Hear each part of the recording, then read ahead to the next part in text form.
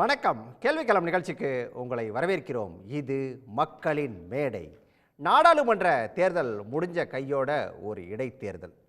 விக்கிரவாண்டி தொகுதி, அதாவது விழுப்புரம் மாவட்டம் விக்கிரவாண்டி தொகுதியில் சட்டமன்ற உறுப்பினராக இருந்த புகழேந்தி உடல்நல குறைவு காரணமாக காலமானதை தொடர்ந்து அந்த தொகுதிக்கு இடைத்தேர்தல் அப்படிங்கிறது அறிவிக்கப்பட்டிருக்குது. ஜூலை 10ஆம் தேதி அதற்கான நாளும் குறிக்கப்பட்டிருக்குது. களம் ரொம்பவே சூடு பிடிக்க தொடங்கிருச்சு அப்படின்னு சொல்லி தான் சொல்லணும். திராவிட முன்னேற்ற கழகத்தை பொறுத்த வரைக்கும் தேர்தல் தேதி அறிவிக்கப்பட்ட உடனே அதனுடைய வேட்பாளரையும் அறிவித்து அவங்க ஆலோசனை கூட்டம் உட்பட எல்லாத்தையுமே தொடங்கிட்டாங்க. திராவிட முன்னேற்ற கழகத்தின் சார்பில் அன்னியூர் சிவாவை அங்கே வேட்பாளராக களமிறக்கியிருக்காங்க. அதே போல் தேசிய ஜனநாயக கூட்டணி எங்களுடைய கூட்டணியில் பாமக அங்கே போட்டியிடும் அப்படின்னு சொல்லி அவங்க அறிவிச்சிருக்காங்க. இதில் ஒரு விஷயத்தை குறிப்பாக கவனிக்கணும். என்னென்னா, பாமகவை பொறுத்த வரைக்கும் கடந்த 13 வருஷமாக இடைத்தேர்தல் எதுலேயுமே அவங்க போட்டியிடலை அப்படிங்கிறது மிக முக்கியமான ஒரு விஷயம். ஏன்னா இடைத்தேர்தல் குறித்து பாமகவுக்கு ஒரு கருத்து இருந்துச்சு. இடைத்தேர்தல் அப்படிங்கிறதே இது நேரம், காலம், பொருள் இது எல்லாத்தையுமே வீணடிக்கக்கூடிய செயல் அப்படின்னு சொல்லி ராமதாஸ் தொடர்ந்து சொல்லிகிட்டு இருந்தார். இப்போ கிட்டத்தட்ட 13 வருஷத்துக்கு அப்புறம் அவங்க இந்த விக்கிரவாண்டியில் அவங்களோட நிலைப்பாட்டை மாற்றிருக்காங்க. நாம் தமிழர் கட்சியை பொறுத்த வரைக்கும் டாக்டர் அபிநயா அப்படிங்கிற ஒரு வேட்பாளரை அந்த கட்சி அங்கே களமிறக்கியிருக்குது. சரி, அதிமுக அவங்க என்ன பண்ண போகிறாங்க அப்படின்னு சொல்லி தெரியல. இன்னும் தொடர்ந்து அவங்க யார் அங்கே வேட்பாளரை நிறுத்தலாம் அப்படிங்கிற ஆலோசனையை அவங்க தொடர்ந்து நடத்திட்டே இருக்காங்க. இல்லை வேட்பாளரை அறிவிக்கிறதுக்கு எதுவும் அதிமுக தயக்கம் காட்டுதா அப்படிங்கிற ஒரு கேள்வி கூட இந்த நேரத்தில் எழுதி நிற்குது. இதெல்லாம் தொடர்பாக, குறிப்பாக விக்கிரவாண்டி தொடர்பாக தான் இன்றைய கேள்விக்களம் நிகழ்ச்சியில் விரிவாக பேசியிருக்கோம். விவாதத்தில் பங்கேற்க அரசியல் விமர்சகர் சூர்யா சேவியர், பத்திரிகையாளர் கே கார்த்திகேயன், அதிமுகவிலிருந்து ஜவஹர் அலி, இவர்களோடு பாரதிய ஜனதா கட்சியிலிருந்து ஜி.கே. நாகராஜன், அதே போல் மூத்த பத்திரிகையாளர் தராசு ஷியாம். அனைவருக்கும் வணக்கம். நான் தராசு ஷியாம்கிட்ட நிகழ்ச்சியை தொடங்கலாம் அப்படின்னு நினைக்கிறேன். பொதுவாக சார், விக்கிரவாண்டி அப்படின்னு சொல்லி சொன்னாவே எனக்கெல்லாம் ஞாபகத்தில் வரக்கூடிய விஷயம் டோல்கேட்டு தான். ஏன்னா அந்த பக்கம் கடந்து போகிற எல்லாருக்குமே அந்த டோல்கேட், விக்கிரவாண்டி டோல்கேட்டை பற்றி எல்லாருமே சொல்லுவோம். உங்களுக்கு என்ன, இப்போ இந்த விக்கிரவாண்டியை பொறுத்த வரைக்கும் உங்களுக்கு என்னென்ன விஷயங்கள்லாம் நினைவில் போகுது? இந்த களங்கிறது யாருக்கு சாதகமாக இருக்குன்னு நினைக்கிறீங்க? இடைத்தேர்தல்கள் ஆளுங்கட்சிக்கு சாதகங்கிறது பொது கருத்து. 96ல இருந்து 2016 வரைக்கும் 34 பை எலெக்ஷன் தரவுகளை எடுத்து பார்த்தேன். அதுல 32 பை எலெக்ஷன்ல ஆளுங்கட்சி வெற்றி பெற்றிருக்கிறது. 34க்கு 32. 2 இடைத்தேர்தல் மட்டும் மாற்றம். ஒன்று நத்தம், இன்னொன்று மங்களூர். மங்களூர் 2004 எதிர்கட்சிகள் வெற்றி பெற்றிருக்கு. பொதுவாக ஆளுங்கட்சிக்கான அட்வான்டேஜ் ஜாஸ்தி தான். அதிமுக எம்ஜிஆர் ஃபார்முலாவை பின்பற்றினால் இந்த இடைத்தேர்தலில் போட்டி போட வேண்டியது இல்லை. ஏன்னா 81 எம்ஜிஆர் சொன்னது அதுதான். அவர் என்ன சொன்னார் அப்படின்னா, இடைத்தேர்தல்னு வந்தா எக்ஸப்ட் இந்த கோர்ட் வெர்டிக்டை தவிர இயல்பான மரணம் இதுல ஏற்படுகிற இடைத்தேர்தல்ல போட்டி போடக்கூடாது. அது யார் இடைத்தேர்தலில் முன்னாடி அந்த தேர்தலில் ரெகுலர் தேர்தலில் வெற்றி பெற்றாங்களோ அந்த வேட்பாளர் தான் அந்த கட்சியை சேர்ந்தவர் தான் பிரதிநிதியா இருக்கணும். இதுதான் எம்ஜிஆரோட கருத்து. அதாவது 29/11/1981 அந்த இடைத்தேர்தல். அது வால்மீகின்னு அந்த காங்கிரஸ் எம்எல்ஏ பேரு, திருப்பத்தூர் தான். 1981 இடைத்தேர்தல். எனக்கு அதெல்லாம் ஃபர்ஸ்ட் பிரஸ் கவரேஜ் ஏரியாக்கெல்லாம் அது ஒண்ணு. அப்போ எம்ஜிஆர் மதுரை ஒரு பிரஸ் கான்ஃபரன்ஸ்ல இந்த கருத்தை சொல்லி, மேலும் ஒரு கருத்து என்னன்னா, இதுக்கேற்றவாறு நமது தேர்தல் விதிமுறைகள்லாம் திருத்தி அமைக்கப்படணும் என்று சொல்லி ஆளுங்கட்சி அதிமுக, எம்ஜிஆர் முதல்வர் திருப்பத்தூர் இடைத்தேர்தலில் போட்டி போடாம அதிமுக போட்டி போடல. இந்த ஜனநாயக மரபை எல்லாரும் பின்பற்றணும் என்று வேண்டுகோள் வேற. அப்போ அருணகிரி காங்கிரஸ் வேட்பாளர் நான் நினைக்கிறேன், எனக்கு சரியா நினைவுல இல்லை. யாதவ், ஒரு திருமால் யாதவ், அவர் ஜனதா வேட்பாளர். சோசார்லாம் அவருக்கு பிரச்சாரம் எல்லாம் பண்ணாரு, அதெல்லாம் எனக்கு நினைவுல இருக்கு. காங்கிரஸ் கட்சி வெற்றி பெற்றது, எம்ஜிஆரோட ஆதரவு. திமுக காங்கிரஸ் கூட்டணி வேற. அதாவது திமுக காங்கிரஸ் கூட்டணியில காங்கிரஸ் வேட்பாளருக்கு அதிமுக ஆதரவு. ரொம்ப ஒரு விசித்திரமான நிலைமை.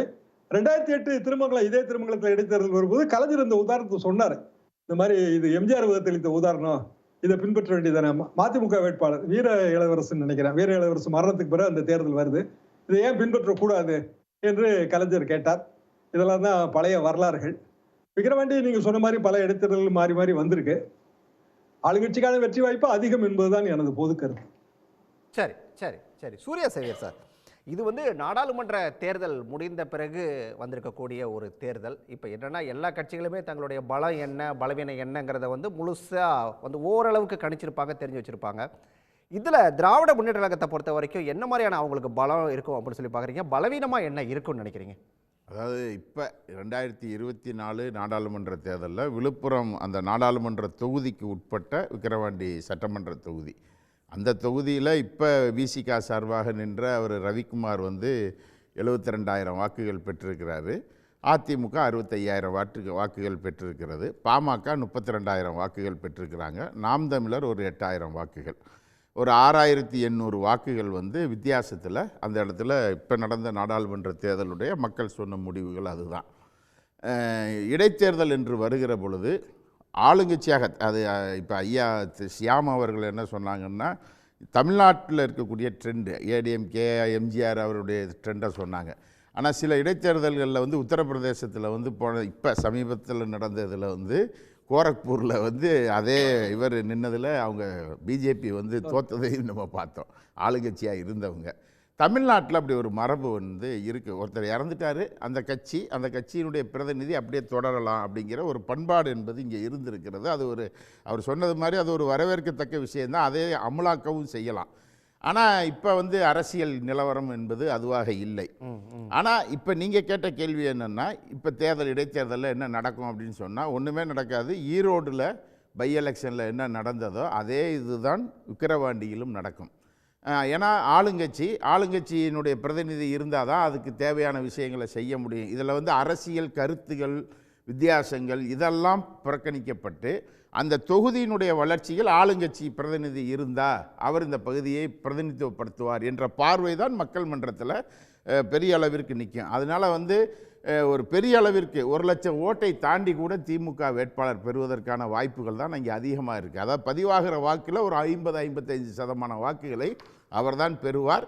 அதிமுகவுக்கும் ஒரு பலமான வாக்கு வங்கி என்பது அந்த தொகுதியில் இருக்கிறது. அதிமுக 2வது இடத்தை பெறலாம், தேசிய ஜனநாயக கூட்டணி 3வது இடத்தை பெறலாம். ஒரே ஒரு சந்தேகம் எனக்கு இந்த நேரத்தில் வருது. எடப்பாடி பழனிசாமி வந்து இந்த நாடாளுமன்ற தேர்தல் முடிவுக்கு பிறகு ஒரு கருத்தை சொன்னார். எப்பவுமே நாடாளுமன்ற தேர்தல் முடிவுங்கிறது வேற மாதிரி இருக்கும், சட்டமன்றத்துக்கு வேற மாதிரி இருக்கும். நாங்கள் நாடாளுமன்ற தேர்தலையே நாங்கள் வந்து பெருசாக ஜெயிக்கலை, ஆனால் சட்டமன்றத்தில் வந்து ஒரு குறிப்பிட்ட அளவான எண்ணிக்கை அப்படிங்கிறது எங்களுக்கு கிடைச்சது அப்படின்னு சொல்லி சொன்னார் இல்லையா? ஸோ இது சட்டமன்றம், அதனால் இது கொஞ்சம் அதிமுகவுக்கு ஏதாவது கை கொடுக்கறதுக்கான வாய்ப்புகள் இருக்கா? நிச்சயமாக இல்லை, அதுக்கான வாய்ப்புகள் இல்லை. ஏன்னா இப்போ அதிமுக ஒருங்கிணைந்த அதிமுகவாக அவர்கள் நின்றாலும் ஈரோட்டில் அப்படி தான் நின்னாங்க. ஏறக்குறைய ஈரோட்டில் ஒருங்கிணைந்த அதிமுகவாக தான் நின்றாங்க. ஏன்னா ஓபிஎஸ் ஒரு வேட்பாளரை அறிவித்து வித்ட்ரா பண்ணி அப்புறம் அதுக்கு பின்னாடி சேர்ந்து நின்றார்கள். நின்னாலுமே அதுதான் நிலவரம். இப்போ நீங்கள் வந்து ஈரோட்டில் அவங்க வாங்கின வாக்குகள் வந்து திமுக 110 வாங்குச்சு, ஏடிஎம்கே 43,000 ஓட்டு தான் வாங்கினாங்க அந்த ஈரோடு பை எலெக்ஷன்லேயே.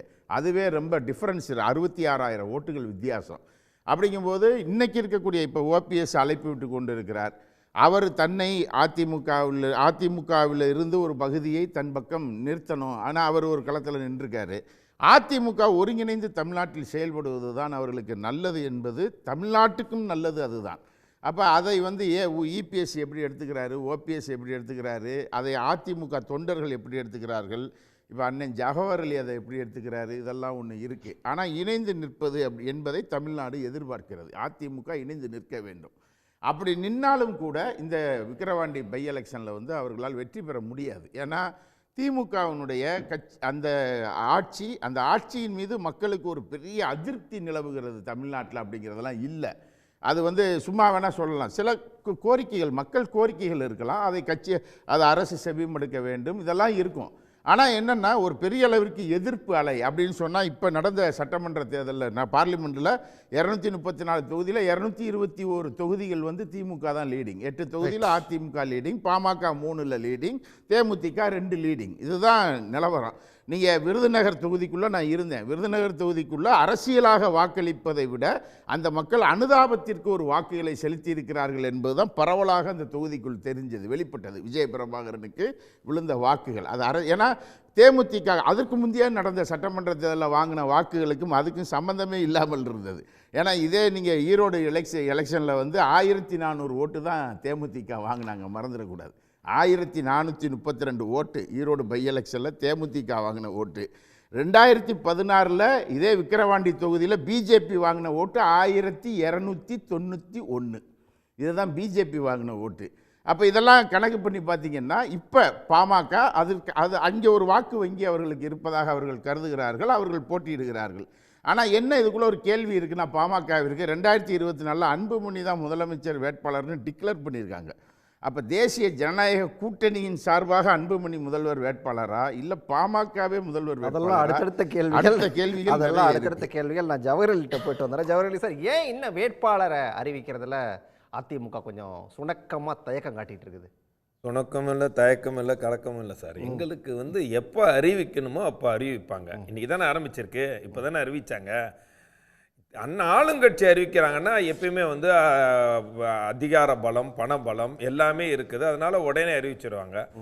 அதிமுக ஆட்சி காலத்தில் கூட ஆளுங்கட்சியாக இருக்கும்போது நாங்கள் முதல்ல நாங்கள் தான் அறிவித்தோம். இது எப்பயுமே தமிழ்நாட்டு அரசியலை பொறுத்த வரைக்கும் இருக்கக்கூடிய விஷயங்கள். அண்ணன் சொல்லிட்டார், ஒரு தெளிவாக ஒரு அண்ணன் சேவியர் சொல்லிட்டார், இந்த தேர்தலும் ஈரோடு தேர்தல் மாதிரி தான் பண்ணுவாங்க. பட்டி தொட்டியில் மக்களை அடைச்சி எப்படி ஓட்டுகளை வாங்கணுமோ அதுதான் நடக்கும். வெற்றியை குறிப்பிட்டாரு. வெற்றி எப்படி கிடைச்சதுங்கிறது வந்து எல்லாத்துக்கும் தெரியும். அப்படிதான் நடக்குங்க அப்படின்னு சொல்லிட்டாரு. அதனால ரெண்டாவது அண்ணன் சொன்னாரு, இந்த இப்போ வந்து தேர்தல் வந்து முடிகளை பொறுத்த வரைக்கும் 221 தொகுதியில் வெற்றி பெற்றிருக்கோம் மாதிரி ஒரு கணக்கு சொன்னார். அப்படி பார்த்தீங்கன்னா 2019 37 தொகுதியில் வெற்றி பெற்றீங்க, 222 தொகுதியில் வெற்றி பெற்றிருக்கணும். ஆனால் 75 தொகுதியில் நாங்கள் வெற்றி பெற்றோமே, 21 இல்லை. அது எப்பயுமே பாராளுமன்ற தேர்தலை ஒரு மாதிரியாக தான் மக்கள் பார்ப்பாங்க. அதுவும் இந்த பாராளுமன்ற தேர்தலை பொறுத்த வரைக்கும் மோடிக்கு எதிராக மக்கள் ஓட்டு போடணும்னு முடிவெடுத்து அது திமுகவுக்கு சாதகமாக அமைஞ்சதை தவிர அது நிச்சயமாக அது ஸ்டாலின் அவர்களுக்கு ஆதரவான ஓட்டுக்களே இல்லை. இவர்களை வந்து என்ன, நாங்கள் ஆட்சிக்கு வந்தால் பாலாறு ஓடும் தேனார் ஓடும் என்று சொல்லிட்டு வந்தவங்க இன்றைக்கு தமிழ்நாடு எந்தெந்த நீட் தேர்வாக இருக்கட்டும், இருக்கக்கூடிய மின்சார கட்டண உயர்வாக இருக்கும், பஸ் கட்டண உயர்வாக இருக்கும், மக்கள் வந்து வாழ்வாதாரத்தில் மிகப்பெரிய அளவில் வந்து மோசமாக இருக்காங்க. ஜெகன்மோகன் ரெட்டி ஒரு உதாரணமாக சொல்லலாம். ஜவஹர்லால் ஒன்று இப்போ வந்து நாடாளுமன்ற தேர்தல் ரைட்டு, ஓகே, அதிமுகவுக்கு ஒரு தோல்வி, இதில் வந்து மோடி பேரை சொல்லி நீங்கள் தப்பிச்சுக்கிட்டீங்க. இப்போ விக்கிரவாண்டியில் அப்படின்னு ஒரு கேள்வி வருது இல்லை, அங்கே என்ன பண்ண போகிறீங்க? புரியல. அங்கே போட்டிவிடுவோம். மோடி இல்லை மோடி எதிர்ப்பு இருந்துச்சு, அதனால எங்களுக்கு ஓட்டு விழுவல அப்படின்னு சொல்றீங்க இல்லையா? அப்ப விக்கிரவாண்டியில் ஒரு பெருவாரியான வெற்றி பெறுவோம். ஏன்னா நீங்க அதிமுக கோட்டையாவே அது விக்கிரவாண்டி 2011 மார்க்சிஸ்ட் கம்யூனிஸ்ட் அதிமுக கூட்டணியில இருந்து நாங்க கம்யூனிஸ்ட் சிபிஎம் வெற்றி பெறாங்க. 16 வந்து ஒரு 6000 ஓட்டுல தான் நாங்க வந்து தோக்குறோம். அதிலே வந்து 19 45,000 வாக்கள் வித்தியாசத்தில் அதிமுக வெற்றி பெறுது. எவ்வளவு? 19 45,000 வாக்கள் வித்தியாசத்தில் வெற்றி பெறுறோம். 2024 வெறும் 6000 சில்லற ஓட்டு வைக்கல. இது என்ன, மோடிக்கு எதிரான ஓட்டுக்கள். அந்த ஓட்டுக்கள் முழுக்க, ஏன்னா சட்டமன்ற தேர்தலில் வந்து நம்ம இந்த திமுகவினுடைய ஆன்டி இன்கம்பன்சியை பார்த்துக்கலாம், இப்போ பிஜேபியினுடைய ஆன்டி இன்கம்பன்சியை தான் பார்க்கணும்னு மனநிலையில் மக்கள் தள்ளப்பட்டார்கள். அந்த நிலையில தான் ஓட்டு போட்டாங்க. ஒரே ஒரு விஷயம், இந்த இங்கே கூட நீங்கள் ஜெகன்மோகன் ரெட்டி ஒரு எக்ஸாம்பிளாக நான் ஒரு சொல்கிறேன். அவரு கூட இதே போல தான் பெண்களுக்கு பல்வேறு சலுகைகள் வழங்கினார். பெண்களுக்கு 50 லட்சம் பெண்களுக்கு வந்து மாதம் வருஷத்துக்கு 15,000 ரூபாய் கொடுத்தாரு. ஆனால் பெரிய படுதோல்வி அடைஞ்சார். எப்படின்னா அங்கேயும் சட்டம் ஒழுங்கு சீர்கெட்டு போச்சு, அங்கேயும் வந்து நீங்கள் மின்சார கட்டணத்தை உயர்த்தினார், கள்ளச்சாராயம் பெருகிச்சு, அங்கேயும் வந்து கஞ்சா வந்து தெருக்கு போச்சு. அதே நிலை தான் தமிழ்நாட்டுக்கு. அவருக்கு இன்றைக்கு பெரிய மோசமான தோல்வி ஏற்பட்டிருக்குன்னா அங்கே நீங்கள் என்னதான் அங்கே அந்த மக்கள் பெண்களுக்கு கொடுத்தா கூட அந்த ஆந்திராவில் அவர்களுக்கு ஏற்பட்ட தோல்வி காரணம் முழுக்க அங்கே மக்கள் வந்து அவர் மீது இருக்கக்கூடிய வெறுப்பு. அந்த வெறுப்பை போல தான் இன்றைக்கு ஸ்டாலினுக்கு பெரிய வெறுப்பு இருக்குது. ஏன்னா சொன்ன வாக்குறுதி எதுவும் நிறைவேற்றலை. இரண்டாவது நான் சொல்லிவிட்டேன், இந்த தொகுதியை பொறுத்த வரைக்கும் பல்வேறு முகையில் வெற்றி பெற்றிருக்கோம் கூட. இப்போ இந்த தேர்தலை பொறுத்த வரைக்கும் நம்ம பார்க்க வேண்டியது அதிமுக இப்போ இந்த களத்தில் எப்படி இருக்க போகிறாங்க அப்படிங்கிறது தான். இந்த களத்தை பொறுத்த வரைக்கும் நாங்கள் ஜனநாயக ரீதியில் தேர்தல் நடக்கும் என்ற அடிப்படையில் இந்த களத்தை காண்பதற்கு நாங்கள் தயாராக இருக்கிறோம். ஆனால் நீங்கள் திருமங்கலம் ஃபார்முலா ஒன்று உருவாக்குனீங்க, அதற்கு பிறகு ஈரோட புதிய ஃபார்முலாவை உருவாக்கி மக்களை வந்து விலை பேசி வாங்கி நீங்கள் ஓட்டு போட வச்சிங்க, ஒரு இடத்துல அடைச்சி வச்சு. அது போலாம் பண்ணாதீங்க. மக்களை கொச்சைப்படுத்த வேணாமே. மக்களை நீங்க அரசாங்கம் மக்களை கொச்சைப்படுத்தினால்தான் வச்சு அடைச்சி வச்சு ஓட்டு பண்ணீங்க. இது எல்லா பத்திரிகையாளருக்கும் தெரியும், அண்ணன் சேவியருக்கும் தெரியும். இரண்டாவது அண்ணன் சொன்ன மாதிரியே நீங்க கடந்த பிஜேபி வந்து சங்கரங்கோயில் இடைத்தேர்தலில் ஜெயலலிதா அம்மையார் சட்டமன்றத்திலே சவால் விட்டு நான் பால் விலையை ஏற்றுவேன் ஆனால் ஜெயிப்பேன் அப்படின்னு சொன்னாங்கல்ல. அப்போ அதிமுக ஜெயிச்சாங்க. அந்த அடைச்ச வச்செல்லாம் அவங்க ஜெயிக்கலை. மக்கள் ஓட்டு போடுறாங்க, ஜெயிக்காங்க. அவர் சொல்லுவது அதான், வந்து அதுதான். அது திமுக ஜெயிச்சா அண்ணா அடைச்சு திமுகவுக்கு வச்சிருவாங்க, அண்ணா திமுக ஜெயிச்சா நான் அந்த தேர்தலையும் பார்த்திருக்கிறோம். அந்த தேர்தல் நடந்த உள்ள போது கூட வித்தியாசம் என்னன்னா, ஜனநாயக ரீதியில் ஒரு தேர்தலை சந்திப்பது அதிமுக. இன்னொன்னு சொல்றேன், பிஜேபி இங்க வந்து கடந்த தேர்தல் 2024 இவங்க அண்ணன் சொன்னார் 32,000 வாக்குகள் வாங்குறது 19% வாக்குகள் வாங்கியிருக்காங்க. இந்த 19% நீங்க வந்து பண்ணீங்கன்னா நீங்க எல்லா கட்சிகள் நீங்க வந்து டிடிவி, ஓபிஎஸ், இன்னும் பல்வேறு எல்லா கட்சிகளும் இருந்து பிஜேபி ஒரு 5%, பாமக ஒரு 5%, இவர்கள் எல்லாம் இணைந்து வாங்கிய வாக்குகள். இது பெரிய ஒரு ஓட்டுகளும் பிஜேபிக்கு வரல. ஆனா அதிமுகவுக்கு வாக்கு வித்தியாசம் 6,500 வாக்கு வித்தியாசம் அங்க இருந்தால் கூட அது கூட வந்து சில பகுதிகளில் மட்டும், குறிப்பாக எங்கெங்க இஸ்லாமியர்கள் இருந்தாங்களோ நாங்கள் கணக்கெடுத்தபடி இஸ்லாமியர்களுக்கு முக்கியமாக அவங்க நோக்கமாக இருந்தது இந்த தேர்தலை மோடி வரக்கூடாது. சரி, பேசலாம். ஏன்னா 20,000 வாக்குகள் விக்கிரவாண்டியில் இஸ்லாமியர்கள் இருக்கக்கூடிய வாக்குல பெரும்பான்மையான வாக்குகள் திமுகவுக்கு கிடைச்சதுனால தான் இந்த வாக்கு வித்தியாசமே தவிர, இல்லாட்டினா அந்த விக்கிரவாண்டி தொகுதியில அதிமுக நிச்சயமாக அதிகமான ஓட்டு வாங்கியிருக்கும். ஆனால் இந்த தேர்தலை பொறுத்த வரைக்கும் நிச்சயமாக மாறி ஓட்டு போடுவாங்க. உங்களோட பார்வையில் என்ன? ஏன்னா பொதுவா ஒரு இடைத்தேர்தல் அப்படின்னு சொல்லி சொன்னாவே அது ஆளுங்கட்சிக்கு சாதகமாக தான் இருக்கும் அப்படிங்கிற கருத்து பரவலாக இருக்கக்கூடிய ஒரு கருத்து. ஜவஹர் அலி வைக்கக்கூடிய வாதம் அப்படிங்கிறது இல்லை, இந்த தேர்தலில் இந்த இடைத்தேர்தல் அப்படிங்கிறது அதிமுகவுக்கு நிச்சயமாக சாதகமாக மாறதுக்கான வாய்ப்புகள் இருக்குன்னு சில விஷயங்களை சொல்கிறாரு. அதுக்கு ஆளுங்கட்சி மேலே இருக்கக்கூடிய அதிருப்தி ஒரு காரணமாக இருக்கும் அப்படின்னு சொல்லி சொல்கிறாரு. உங்களோட பார்வை இதில் என்ன? இல்லை, எல்லோரும் சொல்வது போல் பொதுவாக இடைத்தேர்தலில் ஆளும் கட்சிக்கு ஒரு அட்வான்டேஜ் இருக்குது. ஒரு காரணம் அவர்களுக்கு இருக்கக்கூடிய பலம் ஒன்று. இன்னொன்று வந்து எஞ்சியிருக்க காலங்களில் ஆளுங்கட்சிக்கு வந்து வாக்களிப்பது தான் வந்து அந்த நம்மளுடைய தொகுதிக்கு வந்து அதிகமான நன்மைகள் பெயர்க்கும் அப்படின்னு சொல்லி வாக்காளர்கள் மத்தியில் இருக்கக்கூடிய ஒரு நம்பிக்கையும் ஒன்று. அப்புறம் அவர் பேசும்போது சொன்னார், மாநிலத்தில் வந்து ஆட்சி சரியில்லாதனால மக்கள் வந்து ஜெகன்மோகன் ரெட்டிக்கு வாக்களிக்கலை அப்படின்னு. அப்போது அதே ஆட்சிக்கு அப்ளை பண்ணால் அங்கே 25ல் 22 சீட்டு என்டிஏ ஜெயிச்சுது. நான் சந்திரபாபு நாயுடு, ஆமாம், மக்கள் வந்து ஜெகன்மோகன் ரெட்டியை வந்து அன்பாப்புலர் புறக்கணிச்சிட்டாங்க. அவருக்கு வந்து 2 சீட்டோ 3 சீட்டோ தான் கொடுத்தாங்க. 25ல் 22 தோற்று போனார்.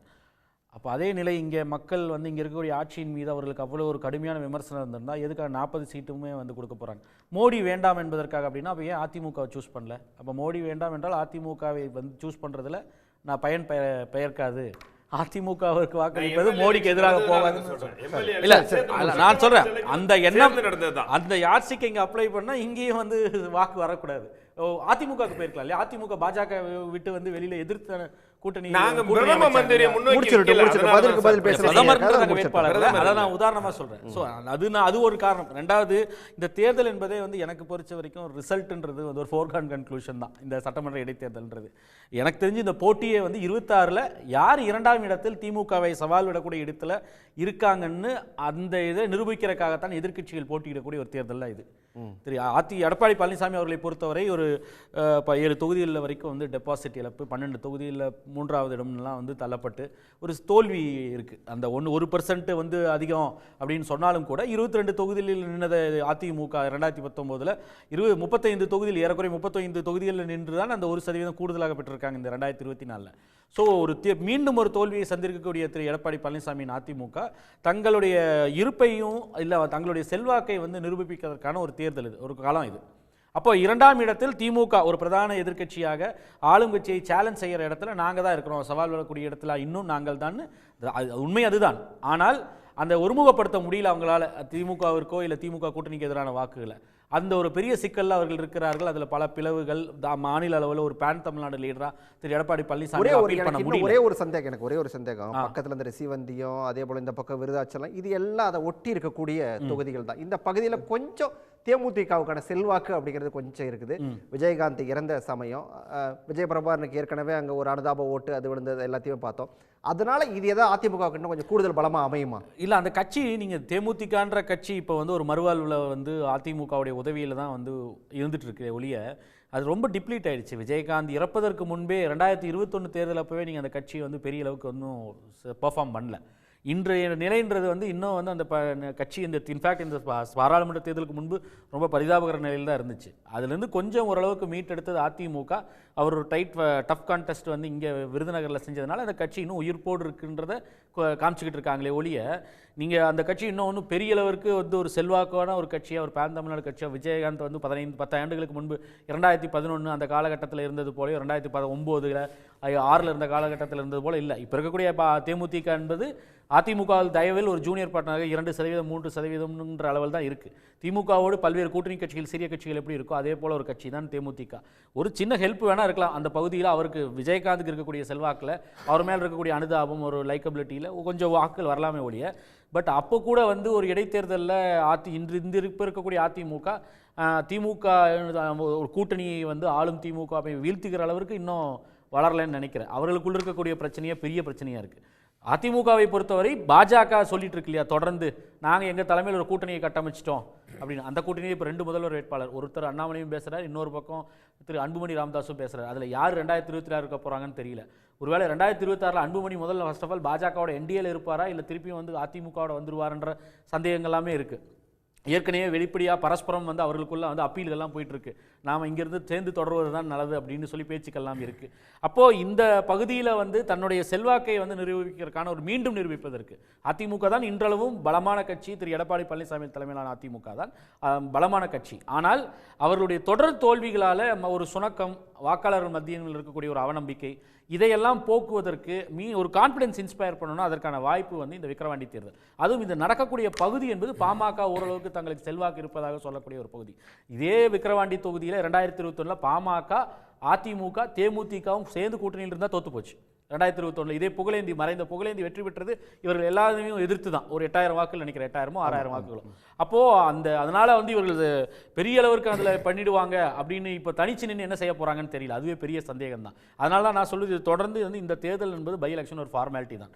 திமுகவை பொறுத்தவரை அவர்களுக்கு வந்து இந்த எங்களோட ஒரு குட்வில், பப்ளிக் குட்வில் இருப்பது என்பதை காமிப்பதற்கும், இல்லை பாராளுமன்ற தேர்தல் வந்து மோடி வேண்டாம் என்பதனால ஓட்டு போட்டாங்கன்னு தொடர்ந்து சொல்கிறாங்க இல்லையா, அதை வந்து டிஃபீட் பண்ணி, அந்த நரேட்டிவை டிஃபீட் பண்ணி, இல்லை மக்களோட அபிமானம் எங்களுக்கு என்ன இருக்குது அப்படின்றத டெமான்ஸ்ட்ரேட் பண்ணுறதுக்கான ஒரு பெரிய வெற்றியை காட்டுவதற்கான ஒரு வாய்ப்பாக இருக்கும். ஈரோடு கிழக்கிலேயே பார்த்தோம், ஆளுங்கட்சியாக இருந்தாலும் கூட அங்கே ஈரோடு கிழக்கில் வந்து அவர்கள் பலவீனமான தொகுதின்னெலாம் சொல்லப்பட்டது. அதிமுக வந்து அங்கே என்டிஏல இருந்தது, அது திரும்பி அதிமுக உடனே பல்வேறு பிரச்சனைகளாக மாறிட்டுலாம் இருந்தது இல்லையா. அந்த இடத்துல ஒரு 60,000க்கும் மேற்பட்ட மார்ஜினில் வெற்றி பெற்றது. அப்போ அதே போல இங்கே ஒரு வெற்றியை வந்து ரெப்ளிகேட் பண்ண ட்ரை பண்ணுவாங்க. இப்போ பாருங்க, இப்போ இந்த தொகுதிக்கு எல்லா அமைச்சர்களும் அங்க டேரா போட்டாங்க. அதே மாதிரி தான் முன்னாடி நான் என்ன கேக்குறேன் சார், அங்க செலவு பண்ணது யோகி ஆதித்யநாத் அனுப்பிச்சு நாடு ஃபுல்லா கேம்பெயின் பண்றதுக்கு அனுப்புறாங்க. கேபினெட்டையே அனுப்பிச்சு விடுறாரு இல்லையா மோடி அவர்கள். இன்னொரு மாநிலத்தில் தேர்தல் நடத்தும் போது அவர் வந்து ஒரு நேஷனல் பார்ட்டி, ஒரு ஸ்டேட் எலெக்ஷனுக்கு கர்நாடகாவுக்கு அத்தனை பேர் அனுப்புறாங்க, தெலங்கானாவுக்கு அனுப்புறாங்க போது இங்க ஒரு இடைத்தேர்தலுக்கு இங்க இருக்கக்கூடிய மாநில கட்சிகள் அவங்க அதிகார பலத்தோட பேசலாம் தொடர்ந்து பேசலாம். நாகராஜ் ஒரே செகண்ட் ரொம்ப நேரமா நாகராஜ் காத்திருக்காரு. ஒரே 10 செகண்ட். எல்லா அமைச்சர்களும் சங்கரன் கோயிலில் சங்கரன் கோயில் ஞாபகம் இருக்குன்னு நினைக்கிறேன். நீங்க அந்த வெற்றி பெற்ற சங்கரன் கோயில்ல எங்களுக்கு காசு கொடுக்கப்படவில்லைன்னு சொல்லிட்டு சாலை மறியல் வாக்காளர்கள் பண்ண தொகுதி. அதுக்கப்புறம் தாசில்தார் வந்து காசு கொடுக்க சொல்றோம், உள்ஒதுக்கீடுன்னு கொடுக்கறேன்னு சொன்னாரு. பாஜக என்ன சொல்லுதுன்னு கேட்டு வந்து ரொம்ப நேரமா இருக்காரு நாகராஜ். தேசிய ஜனநாயக கூட்டணி கார்த்தி ஜவஹர்லால் நாகராஜ் பேசுறாரு. வர நாகராஜ், இப்ப தேசிய ஜனநாயக கூட்டணி சார்பா பாமக போட்டியிடும் அப்படின்னு சொல்லி பாஜக அறிவிச்சிட்டீங்க விக்கிரவாண்டியில. இப்போ கார்த்தி வந்து மிக முக்கியமான ஒரு விஷயத்த சொன்னார். இங்க போட்டி அப்படிங்கிறதே வந்து யாரு 2வது இடத்துக்கு வர போறாங்க அப்படிங்கிறது தான் போட்டி நடக்குது. ஏன்னா திமுகவோட வெற்றிங்கிறது கிட்டத்தட்ட உறுதி செய்யப்பட்டுருச்சு. போட்டி 2வது இடத்துக்கு தான் அப்படிங்கிற ஒரு பார்வையை முன்வைக்கிறாரு. என்ன நினைக்குது பாஜக? இல்லை, அனைவருக்கும் வணக்கம். இல்லை, யார் முதலிடத்துக்கு வரணுங்கிறோம் அந்த கட்சியே இங்கே ரெப்ரசன்ட் பண்ணலை. அநேகமாக திருவேணம் ராஜா திருவேணமே ரெப்ரசன்ட் பண்ணுவார் நினைக்கிறேன். நான் எதுவும் பண்ணலையே சார், நான் எதுவும் அப்படி சொல்லவே இல்லையே. இல்ல திமுகவுக்காக நான் பேசல. யாரும் இல்லையே, யாருமே இல்லையே. திராவிட முன்னேற்ற கழகத்திலிருந்து இல்லை. இப்போ நம்ம கேட்குற கேள்விக்கு திராவிட முன்னேற்ற கழக சார்பிலிருந்து யார் பதில் சொல்ல போறா? யாரோ சொல்றாங்க, கேள்வியை கேளுங்க. இருந்தாலும் பரவாயில்ல. நாங்க இல்ல அதான் நீங்க சொன்னா சரி, எனக்கு ஒன்றும் பிரச்சனை இல்லை. சரி, ஈரோடு இடைத்தேர்தல் பத்தி அண்ணா சூரிய சேவியர் சொன்னாரு. அதே போல் நடக்கும் அப்படின்னாரு. அது எப்படி நடந்ததுன்னு தெரியும். ஏறக்குறைய ஒரு பஞ்சாயத்துக்கு ஒரு அமைச்சர்கள் போடப்பட்டாங்க. நம்ம இவர் அண்ணன் சொன்ன மாதிரி, ஜவஹர் சொன்ன மாதிரி, ஆட்டுப்பட்டு மாடுகள் அடைக்கிற மாதிரி பட்டியலில் அடைக்கப்பட்டாங்க. எதிர்க்கட்சி வேட்பாளர்கள் தேர்தல் எலெக்ஷனுக்கு பிரச்சாரம் பண்ணுறதுக்கு ஆட்கள் கிடைக்கல. ஏன்னா அந்த அளவுக்கு ஆட்கள் எல்லாம் பண்ணிவிட்டாங்க. ஞாயிற்றுக்கிழமை அன்னைக்கு வீட்டுக்கு வீடு கறி கொடுத்தாங்க. ஆட்டுக்கறி, மாட்டுக்கறிக்கெல்லாம் கிலோ கணக்கில் கொண்டு கணக்கு கொடுத்தாங்க. பணம் தண்ணியாக இறைக்கப்பட்டது. இதுதான் ஈரோடில் நடந்த தேர்தல். அது மட்டும் இல்லை, ஒவ்வொரு சாதிய தலைவர்கள், சாதிய அமைச்சர்கள்லாம் போய் நாங்கள் இந்த சமுதாயத்தை சார்ந்தவர்கள் சொல்லி பிரச்சாரம் பண்ணாங்க. திராவிட கட்சியின் குடும்பத்தை சார்ந்தவர்கள்லாம் நாங்கள் இந்த இடத்துல பொண்ணு எடுத்திருக்கோம், நான் இந்த சமுதாயத்தை சார்ந்தவன் சொல்லி போய் அங்கே இறங்கி சாதி ரீதியாக ஓட்டுக்களை கேட்டாங்க. ஆக மீண்டும் ஒரு திருவிழா விக்கிரவாண்டி தொகுதியில் நடைபெறப் போகிறது அப்படிங்கிறதுல மாற்று கருத்து இல்லை. அதுதான் நடக்க போகுது, அதுதான் நடக்கும். பாஜகவை பொறுத்த வரைக்கும் நாங்கள் கொள்கை ரீதியாக எங்களுடைய பாமக கூட்டணியோடு இணைந்து எங்களுடைய வழக்கமான பிரச்சாரத்தை, நாட்டின் வளர்ச்சிக்கான பிரச்சாரத்தை, நாங்கள் வந்தால் என்ன செய்வோம் என்கிற பிரச்சாரத்தை நாங்கள் முன்னெடுத்து செல்வோம். இதுதான் நாங்கள் செய்ய முடியும். அதிமுகவை பொறுத்தவரைக்கும் அண்ணா ஜவஹர் அப்படியே சந்தடி சாக்கில் சொன்னார், மோடியோட எதிர்ப்பலைகள் ஓட்டினால் திமுகவுக்கு போயிடுச்சுன்னு. திமுகவுடைய வாக்கு சதவீதம் 6% குறைந்திருக்கிறது. அப்படி மோடி அவர்களுக்கு எதிர்ப்புக்காக ஓட்டுக்கு போயிருந்தால் அங்கே 6% ஓட்டு குறைந்திருக்க கூடாது. இன்றைக்கு பாஜகவுடைய ஓட்டு சதவீதம் ஏறக்குறைய 9% அதிகரித்திருக்கிறது. 11.25 நாங்கள் வந்திருக்கிறோம். அதனால மோடி அவர்களுக்கு எதிர்ப்பலை என்பது சுத்தமாக இல்லை. எதிர்ப்பலை என்பது இல்லை. இருந்திருந்தா பாஜகவுக்கு இந்த ஓட்டுகளை கிடைத்த ஓட்டுகள் எல்லாம் பிஜேபிக்கு தனியா கிடைச்ச ஓட்டுகளா? அப்ப அதிமுக கிடைச்ச ஓட்டுகள் மட்டும் அதிமுக என்று கிடைத்த ஓட்டுகளா? அப்படி நீங்க பார்க்கலாமே. அது எல்லாரும் இணைந்து போராடுறதுதான், இணைந்து போராடுறதுதான். நாம எல்லாம் இணையும். அதனால உங்களுடைய ஓட்டுகள் எவ்வளவு சரிவானது என்பதையும் நீங்கள் இல்ல, அது ரைட்டுங்க. எங்களுடைய முயற்சி எடுத்திருக்கிறோம், நாங்க அடுத்த கட்டத்தை நோக்கி போயிட்டு இருக்கோம். இன்னைக்கு தனித்தன்மையோடு நிக்கின்ற தைரியம் எங்களுக்கு இருக்கிறது. திமுகவை போன்று 13 கூட்டணிகளை வைத்து நாங்கள் தேர்தலை சந்திக்கவில்லை. ஓபிஎஸ்க்கு 1%, டிடிவிக்கு 1, இப்படின்னு பாத்தீங்கன்னா 13% போயிடுதானே. அண்ணே, கோயம்புத்தூரில் நீங்க வாங்கின சதவீதத்தை பாருங்களேன். நீங்க ஒரு காலத்துல எவ்வளவு 35% இருந்தீங்க, இன்னைக்கு 17% வந்துட்டீங்க. அண்ணாமலை இங்க போட்டியிட போறாருன்னு சொன்னாங்க. உங்களுடைய சதவீதம் குறைந்திருக்கு. அண்ணாமலை விக்கிரவாண்டி தொகுதியில ஏன் நீங்க உங்க எடப்பாடியார துணிக்க வைக்கலாமே உங்க இதுல? நாங்க சொல்றது ஆப்ஷன் இல்லையா? அவர் எம்எல்ஏ அவருக்கு எதிர்க்கட்சி தலைவரா பேசுறப்ப இல்ல, நீங்க பேசுறப்ப ஒண்ணு எம்எல்ஏ கூட ஆவலைனே. பரவாயில்லண்ணே, நாங்க ஆவோம். நாங்க அதுக்கு தான் வந்திருக்கோம். உள்ள பேச விடுங்க ஜவஹர் அண்ணே. நீங்க குறுக்கு பேசினால பதில் சொல்ல முடியாது. பேசுங்க. பேச விடுங்க என்ன. அதனால இன்னைக்கு நாங்க தமிழ்நாட்டில் கையில் காலில்லைன்னு சொன்னவங்களுக்கு மத்தியில் இன்னைக்கு நாங்கள் ஏறக்குறைய 11.2% ஓட்டை வாங்கி பல இடங்கள்ல அதிமுகவுடைய டெபாசிட் இலக்கு வச்சு, திமுகவுடைய வாக்கு வங்கியை சரிய வச்சு இன்னைக்கு நாங்கள் ஒரு தனித்தன்மையோடு எல்லா கட்சிகளும் தமிழகத்தில் பேசுகின்ற இடத்துக்கு இன்னைக்கு பாரதிய ஜனதா கட்சியானது முன்னேறி கொண்டிருக்கிறது. ஆக இந்த இடைத்தாளரை பொறுத்த வரைக்கும் நிச்சயமா எங்களுடைய முழுமையான போராட்டம் இருக்கும். ஆனால் நான் ஒரே ஒரு கேள்வி முன்வைக்கிறேன்.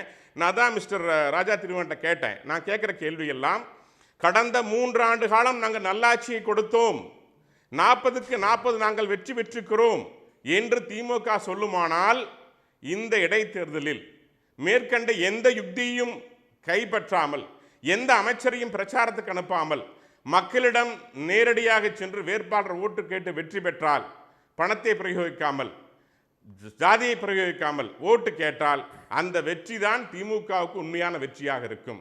இல்லை என்றால் இத்தனை பலங்களையும் பிரயோகித்தால் ஜனநாயகம் அல்ல, வெற்றி அல்ல. ரைட்.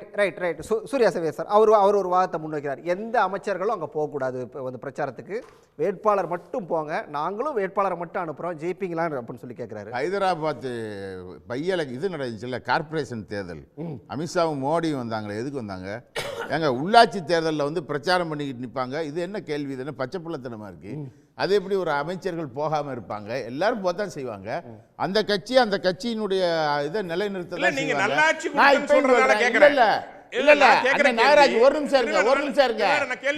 அமைச்சர்கள் பூரா வாங்க.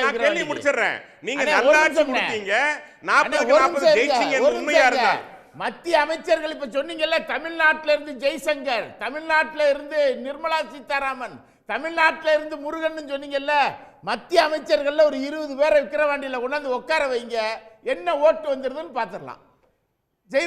செய்ய முடியுமா? உங்க அதிகாரத்தை எல்லாம் இங்க பயன்படுத்துங்க.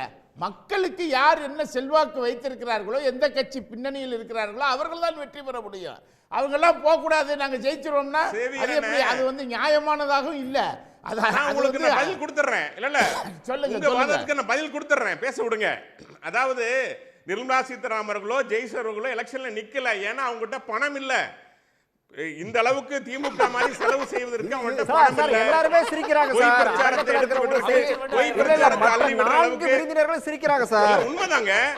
எவ்வளவு கோடி கோயம்புத்தூர்ல இல்ல ராஜா திருமணம் கோயம்புத்தூர்ல 1000 கோடி திமுக செலவு செய்திருக்கிறது. 1000 கோடியை அள்ளி வீசி இருக்கிறது எங்களுடைய மாநில தலைவர் அண்ணாமலைக்கு எதிராக. நீங்க என்ன சொல்றீங்க? அந்த அளவுக்கு பணம் எங்க போகும் பிஜேபி? நாங்களே நேர்மையான முறையில் ஒயிட் அமௌண்ட்ல வாங்குறோம், அதையும் கூட விட மாட்டேங்கிறீங்க. நாங்க வாங்குறதே வந்து ஒயிட்ல வாங்குறோம், எலக்ட்ரல் பாண்ட்ல நியாயமா வாங்குறோம், அதையும் நீங்க விட மாட்டேங்கிறீங்க. அதை எடுத்து செலவு பண்ணுங்க சார். ஒரு ஏழை தாய் மகனுக்காக வாரணாசியில செலவு பண்றீங்க, ஒரு மகளுக்கும் மகனுக்கும் வந்து தமிழ்நாட்டிலேயோ கர்நாடகாலயோ ஆந்திராவிலேயோ செலவு பண்ண மாட்டீங்களா?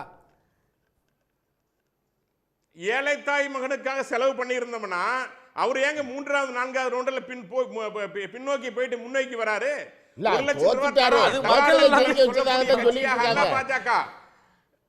இல்ல மக்கள் அதுதான் சொல்றாங்க. அந்த வாரணாசி தொகுதியில பொறுப்பாளராக இருந்த ஒருவர் கொடுத்த பேட்டி இப்ப ஓடிக்கிட்டு இருக்கு. மோடி தோத்துட்டாரு, ஒரு மாதிரி சமாதானம் பண்ணி ஜெயிக்க வச்சிருக்கோம்னு ஒருத்தர் பேட்டி கொடுத்துட்டு இருக்காரு உங்க கட்சியில உள்ளவர். இப்போ ஒன்று ஓடிக்கிட்டு இருக்க ஒரு வீடியோ பார்த்தீங்களா? ஆமாண்ணே, நியாயமான முறையில் பணம் கொடுக்காம இல்ல மாநிலத்தில் அண்ணாமலை மாதிரி பணமின்றி நான் ஜெயிப்பேன், பணம் கொடுக்க மாட்டேன் அப்படின்னு மோடிஜியும் அதான் பண்றாரு. ஆனா நீங்க என்ன பண்றீங்க? உங்களுடைய கூட்டணி கட்சி திராவிட மாடலை பின்பற்றி 1 லட்சம் ரூபாய் தரம் பெண்களுக்கு இதோ கேரண்டி சர்டிபிகேட் கொடுத்து ஓட்டு வாங்குறீங்க, மக்களை ஏமாற்றுறீங்க. அதை நாங்க செய்யலையே. நான் சொல்றேன், தைரியம் இருந்தா இந்த பொய் சொல்லாம பொய் பரப்புரை பண்ணாம விக்கிரவாண்டியில பிஜேபி விலைக்கு வாங்குறீங்க. இப்ப உங்களால சபாநாயகர் அறிவிக்க முடியல. ஏன் அறிவிக்க முடியல? அவங்க 2 பேர்ல இருக்க 16 12 பிடிக்கிறீங்கன்னு அவங்க பயந்து போய் உட்கார்ந்து இருக்காங்க. அதனால சபாநாயகர் அறிவிக்க முடியாம இருக்கீங்க. இதான் நிலவரம். ஏன்னா உங்களை தமிழ்நாட்டுக்கு வாங்க, விக்கிரவாண்டிக்கு வாங்க. நான் கேக்குறேன் விக்கிரம இல்ல நான் ஒன்னொன்னு சொல்லிடுறேன். விக்கிரவாண்டியில வந்து சொல்லுங்க 6% திமுகவுக்கு குறைஞ்சிருச்சுன்னார்ல, 6% திமுகவுக்கு குறைஞ்சிருச்சு. இல்ல இல்ல 6% இல்ல, நான் சொல்றேன். இவர் ஒருத்தர் கமல் கட்சி இங்க 6% குறைஞ்சிருச்சுன்னார்ல. போன முறை மதிமுகவோ விசிகாவோ அதுல இருந்த கூட்டணி கட்சிகள்லாம் உதயசூரியன் சின்னத்துல போட்டி போட்டாங்க. இந்த தடவை தனியா போட்டி போட்டிருக்காங்க. இவங்க எண்ணிக்கை குறைஞ்சிருக்கு. வாக்குகள் கரெக்டா தான் இருக்கு. வாக்குகள் திமுகவுக்கு விழுந்த வாக்குகள் திமுகவுக்கு தான் விழுந்திருக்கு. ஒருத்தர் தீப்பெட்டியில நிக்கிறாரு, இன்னொருத்தர் பானையில நிக்கிறாரு, இன்னொரு தனி சின்னங்கள்ல நிக்காங்க. இவங்க எல்லாம் போன தடவை உதயசூரியன்ல நின்னவங்க. அந்த உதயசூரியன் அந்த வாக்குகள் குறைஞ்சாலும் ஆனா அந்த அணி வெற்றி பெற்றிருக்கல, 40லயும் வெற்றி பெற்றிருக்கல. இல்ல இல்ல மொத்த ஓட்டுகளே குறைஞ்சிருக்கு. அதுல கமல் கட்சி வேற 3% கட்சி கமல் கட்சி வேற சேர்ந்திருக்கு. அப்படி இருந்தும் குறைஞ்சு போயிருக்கு. ஷாம் சார் அதான் ஒரு பக்கம் பாஜக. என்னோட கேள்வி நாகராஜ் பேசலாம் இருக்க வந்தாரு. கேள்வி முடியல இன்னும். ஷாம் சார் திமுகவையும் பாஜகவையும் விட்டுருங்க. நடுவுல இருக்கக்கூடிய வந்து அதிமுக இருக்கு இல்லையா, அவங்களுக்கு வந்து இது வந்து ஒரு சோதனை களமா இருக்குமா? சோதனை களம்னு அப்படி நம்ம சொல்ல முடியாதுங்க. எம்ஜிஆர் ஃபார்முலாவை நீங்க பின்பற்றினீங்கன்னா பாமகவுக்கு ஆதரவு கொடுத்துட வேண்டியதானே? அப்படியான ஒரு நிலை கூட வரதுக்கான வாய்ப்பு இருக்கா? இங்க பாருங்க, திமுக காங்கிரஸ் கூட்டணி 80ல பெரிய வெற்றி, 81ல இடைத்தேர்தல் வருது. எம்ஜிஆர் ஆளுங்கட்சி முதலமைச்சர், நியாயமா இடைத்தேர்தல போட்டி போட்டு ஜெயிச்சிருப்பாங்கல்ல இதே ஃபார்முலால. ஏன் வந்து அவர் ஆதரவை வந்து திமுக கூட்டணி வேட்பாளர்களை கொடுக்கிறாரு? என்னதான் காங்கிரஸை வந்து திமுக கூட்டணியில இருந்து எடுப்போம், வெளியில எடுப்போம், இல்ல அரசியல் நோக்கம் தான். இதுல என்ன தவறு இருக்கு? இப்ப நாளைக்கு வந்து அன்புமணி போய் எடப்பாடி பழனிசாமி அவர்களை பார்த்து எனக்கு ஆதரவு கொடுக்கன்னு கேட்டு எடப்பாடி பழனிசாமி கொடுக்க மாட்டார் அப்படின்னு சொல்ல முடியுமா நம்மளால? வாய்ப்பு இருக்குல்ல, பழைய உதாரணம் இருக்குல்ல. அப்படின்னா களம் வந்து மாறும். 1:1 அப்படின்னு வந்துருச்சுன்னா வாய்ப்பு. ஜவஹர் அலி வாய்ப்பு இல்லைன்னு மறுக்கிறாரு ஷாம் சார். ஜவஹர் அலி வந்து அதிகாரப்பூர்வ பேச்சாளர். இதெல்லாம் வந்து அரசியல்ல ரொம்ப மேல்மட்டத்தில் நடக்கிற விஷயம். ஏன் வேலை என்னன்னா பழைய வரலாறு சொல்றதுதான். நாம் பார்த்த வரலாறு 81ங்கிறது இதுதான். 2008ல கலைஞர் அதை சுட்டி காட்டுறாரு. அதே மாதிரி நீங்க திருமணத்தை செய்ய வேண்டியதானே? இதே ஃபார்முலா ஏன் கடைப்பிடிக்கலன்னு அதிமுக பார்த்து கேட்கிறாரு. மதிமுக அதுக்கு சரிதான். அதாவது ஜனநாயகம் எல்லாமே அரசியல்ல வெற்றியை நோக்கியது தாங்க. யாரா இருந்தாலும் சரி, நீங்க எந்த ஃபார்முலா வேணாலும் சொல்லுங்க. திருமங்கல ஃபார்முலா நீங்க சொல்றீங்களா? இங்க இருக்கு. அதிமுக ஏற்கனவே 2 ஃபார்முலா அதே மாதிரி வகுத்து இருக்கு. கும்மிடிப்பூண்டி ஃபார்முலா இருக்கு, காஞ்சிபுரம் ஃபார்முலா இருக்கு, நம்ம சூர்யா சொன்ன சங்கர கோயில் ஃபார்முலா இருக்கு. ஃபார்முலா எல்லாம் வெற்றிக்கு தானே, அதெல்லாம் நம்ம பெருசா நினைக்கவே வேண்டாம். இடைத்தேர்தல் வந்து அதிமுக இடைத்தேர்தல் மூலமா தான் செல்வாக்கையே தக்க வச்ச கட்சி. திண்டுக்கல் இடைத்தேர்தல், அப்ப நான் திண்டுக்கல்ல பணியாற்றிட்டு இருக்கிறேன், அதெல்லாம் மறுக்க முடியாதுல்ல. அதே மாதிரி திமுக அதிமுக ஆட்சி காலத்திலேயே வந்து இடைத்தேர்தலில் வெற்றி பெற்ற கட்சி தான். எனவே இது வந்து எப்போதுமே நான் பார்த்த வகையில ஒரு டாக்டிக்கலா அப்ரோச் பண்ண வேண்டிய ஒரு விஷயம். அதாவது எதிரியை வந்து நெருக்கடி கொடுக்கணும், எதிரியை வீழ்த்த வேண்டும், அதுக்கான ஃபார்முலாக்கள் செய்யலாம். இப்ப இதே பிஜேபி வேட்பாளரை அறிவிச்சிருந்தா அதிமுகவுக்கு ஒரு தயக்கம் இருக்கும், பிஜேபி வேட்பாளருக்கு நம்ம எப்படி ஆதரவு கொடுக்கறதுன்னு. பாமக வேட்பாளரை அறிவிச்சிருக்கும் போது அது எளிது தானே. அரசியல்ங்கிறதே தந்திரம் தானேங்க. கார்த்திகேயன் அவர் வித்தியாசமான ஒரே செகண்ட் ஒரு வித்தியாசமான பார்வையை சாம்சர் முன் வச்சாரு. ஏன் வந்து அதிமுக வந்து பாமகவுக்கு ஆதரவு கொடுக்கக்கூடாது, அப்படியான ஒரு சூழல் கூட உருவாகும், எப்படியும் மாறலாம் களம் அப்படின்றாரு. அதற்கு ஏதாவது வாய்ப்புகள் இருக்கா? இல்லை பண்ணால் ஆச்சரியப்படுறதுக்கு இல்லை, பட் ஆனால் அது வந்து சரியான யுக்தியாக இருக்கும்னு நான் நினைக்கல. ஏன்னா இடைத்தேர்தலுக்காக வந்து மேபி 26 பாமக கூட கூட்டணி இப்போவே உறுதி செஞ்சுக்கிறதுக்காக வந்து இந்த மாதிரி ஒரு வாய்ப்பை கொடுத்து ஜென்ரஸாக பெருந்தன்மையோடு பாமகவுக்கு ஆதரவு தெரிவிக்கிறாங்க தெரியல. அப்போ கூட வந்து வெற்றியை உறுதி செய்ய முடியுமான்றது பெரிய சந்தேகம் தான். நீங்கள் இடைத்தேர்தல் எல்லாவற்றிலையுமே பாமக வந்து அந்த இடத்துல ஜாதி ரீதியாக அமைப்பு ரீதியாக வந்து ஸ்ட்ராங்காக இருக்குது அப்படின்றதுக்காக நான் அதுக்கு தான் 2021 உதாரணம் சொன்னேன். இவங்க 2 பேரும் சேர்ந்து நின்று வந்து தோற்று தான் போனாங்க. 2019 நீங்கள் எல்லா இடைத்தேர்தலும் பேசுகிறோம், ஆனால் 2019 ஒரு மினி பை எலெக்ஷன் நடந்துச்சு இல்லையா, மினி போல். இப்போ 22 தொகுதியில் இருந்துச்சு, அதில் 13 சீட்டில் திமுக கூட்டணி தான் வெற்றி பெற்றது. அப்போது 2019 தேர்தலில் மத்தியிலையும் ஆட்சியில் பாஜக இருந்தது, மாநிலத்தில் வந்து ஆட்சியில் வந்து அதிமுக இருந்தது. பெரிய அளவிற்கு அப்போ பணம் எப்படி விளையாண்டதுன்னு எல்லாருக்குமே தெரியும். அதே போல் 2 கட்சியிலையும் அதிகாரம், அதே தேர்தல் ஆணையம் தான் இருந்தது. அப்போ ஏன் வந்து மாநிலத்திலையும் சரி மத்தியிலும் சரி 2லையுமே வந்து பெருவாரியாக வந்து மக்கள் வந்து அங்கே ஆளும் கட்சியை வந்து நிராகரிச்சாங்க. அப்போ அந்த பை எலெக்ஷனில் ரிசல்ட் மாறி வருது இல்லையா. அப்போ இன்ஃபேக்ட் பெரிய கூட்டணி வேற, எல்லாருமே ஸ்ட்ராங்கான அலையன்ஸ். அப்போ அதிமுகவுக்கு ஒரு என்டிஏ கிடையாது, அதிமுக தலைமையில் பாஜக உள்ளடக்கிய பெரிய கூட்டணி பாமகலாம் இருந்துச்சு, தேமுதிக இருந்துச்சு. தேமுதிக இந்த அளவுக்கு பலவீனம் கூட படலை. அப்போ விஜயகாந்த் வந்து உடல்நலம் சரியில்லைனாலும் அவர் ஓரளவுக்கு அவர் வந்து உயிரோட வந்து நல்ல பிரகாசமாக இருந்த பீரியட் அது. அப்போ நீங்க இது சேர்வதனால சொல்லும் போது ஒரு விஷயம், மேபி அப்ப எடப்பாடி பழனிசாமி அவர்கள் இதை சொல்லிட்டு கூட்டணிக்கான அச்சாரம் போடுறதுக்கு வேணா பயன்படுத்தலாம், பட் அது கூட கேரண்டி கிடையாது. ஒரு பழைய உதாரணம், இப்ப சமீபத்திய உதாரணம் இருக்கு. 95-96 புதுக்கோட்டையில இடைத்தேர்தல் வருது, ஜெயலலிதா ஆட்சி. பெரிய அளவுக்கு மயிலாப்பூர் இடைத்தேர்தல் பெரிய அளவுக்கு அதிகார பணபலம் எல்லாம் பிரயோகம் பண்ணி வெற்றி பெற்றாச்சு. அப்போ ஆளுநர் வந்து சென்னாரெட்டி என்ன சஜஸ்ட் பண்ணாருன்னா, ஒரு காமன் கேண்டிடேட் போடலாம். நீங்க நான் உட்பட, முன்னாள் சபாநாயகர் ராஜாராம் உட்பட, டாக்டர் சேப்பன், இப்படி ஒரு 5 பேர் கமிட்டி வந்து கலந்துட்டு வந்து பேசணும். 5 சிட்டிங்க என்னமோ காமன் கேண்டிடேட் திருநாவுக்கர் சார் அப்படின்னு பண்ணி, அதுக்குள்ள தேர்தல் கேன்சல் ஆயிருச்சு. அந்த முயற்சி வெற்றி பெறல. என்னன்னா ஆளுங்கட்சியை வீழ்த்துவதற்கு இப்படியான உத்திகள் கடைபிடிக்கப்பட்டிருக்கின்றன என்பது ஒரே ஒரு கேள்வி வருது. ஆனா இல்ல எனக்கு ஒரே ஒரு கேள்வி வருது. நீங்க சொல்ற மாதிரியான ஒரு சூழல் அமைஞ்சது அப்படின்னு சொன்னா அது திமுகவுக்கு ஒரு பெரிய சவாலா இருக்குமா? நெருக்கடியாக இருக்குங்க. அதாவது கார்த்திகேயன் சொன்ன அந்த கருத்து எனக்கு உடன்பாடானது. என்ன காரணம் மறுத்தாரு, அதற்கான வாய்ப்புகள் அப்படியே சேர்ந்தாலுமே கூட இருக்காதுன்றாரு. அதான் அது வந்து கார்த்திகேயன் கருத்து தான் என் கருத்து. காரணம் என்ன அப்படின்னா, பழைய தேர்தல் புள்ளி விவரங்களை நம்ம அலசும் போது விக்கிரவாண்டியில வந்து ஒரு 6000-லயோ 10,000-லயோ வெற்றி வரும். இப்ப வேலூர் தொகுதிங்க இடைத்தேர்தல் நடக்குது, இதே கதிரானந்த் தான் இப்ப லட்சக்கணக்கான ஓட்டு வித்தியாசத்துல ஜெயிச்சிருக்கிறாரு. ஆனா அவர் ஏன் ஒரு 8000 ஓட்டு வித்தியாசத்துல ஜெயிச்சாரு? இது எல்லாமே வந்துங்க நம்மளோட, அதாவது அரசியல் தலைவர்களோட ஒரு அணுகுமுறை, அதே நேரத்துல வகுக்கிற உத்திகள் தான், வியூகங்கள் தான். எல்லா வியூகமும் வெற்றி பெறும்லாம் நம்ம சொல்ல முடியாது. இதற்கும் ஒரு வாய்ப்பு இருக்கிறது என்பது எனது பழைய அனுபவத்திலிருந்து ஜவஹர் அலி உங்ககிட்ட ஒரே ஒரு கேள்வி கேட்க குறுக்கிடுறாரு. ஜவஹர் அலி ஒரே ஒரு விஷயம் உங்ககிட்ட குறுக்கிடுறாரு. இல்ல அவருடைய அனுபவம் கடந்த கால வரலாறின்படி அவர் சொல்லலாம். ஆனால் எங்களுடைய பொதுச் செயலாளர் எடப்பாடியார் தெளிவா சொல்லிட்டாரு, 2026 கூட பாரதிய ஜனதா கட்சியுடன் கூட்டணி இல்லங்கிறது உறுதியா சொன்னது. இப்படிப்பட்ட ஒரு பாஜக அவர் சொல்லல, பாமகவுக்கு ஆதரவு தான் அவர் சொல்றாரு. அவர் பாஜகவை பத்தி பேசலையே. என்ன நீங்க எனக்கு இப்ப அரசியல் கத்துக்கூடிய என்ன, பாஜக கூட்டணியில தானே பாமக இருக்குதுங்க. பாமக தனியா போட்டிருக்கா. அப்ப அவரு, அதாவது அவர் சொல்லலாம், அவர் பத்திரிகையாளர், அவருடைய பார்வை இருக்கலாம். நான் கட்சியினுடைய அதிகாரப்பூர்வ செய்தி தொடர்பாளர் இப்படி ஒரு பார்வை நீங்க அதிமுக பலவீனப்படுத்துறதுக்காக வேண்டி நீங்க ஏற்கனவே இப்படிதான் பலவீனப்படுத்தி சிறுபான்மை மக்களுடைய ஓட்டுகளை வாங்காத அளவுக்கு பண்ணீங்க. என்ன பண்ணீங்க? ஒருவேளை மோடி வந்துட்டார்னா அதிமுக ஜெயிச்சுன்னா மோடிக்கு ஆதரவு கொடுத்துருவாங்க, அவருடைய ஓட்டெல்லாம் மோடிக்கு போயிட்டு சொன்னாலே முஸ்லிம்களுடைய ஓட்டுகள் வரல. இதே போன்ற ஒரு நிலையை மீண்டும் உருவாக்குறது பார்க்கறதா அது ரொம்ப தவறுங்கிறது என் பார்வையில் சொல்றேன். ரெண்டாவது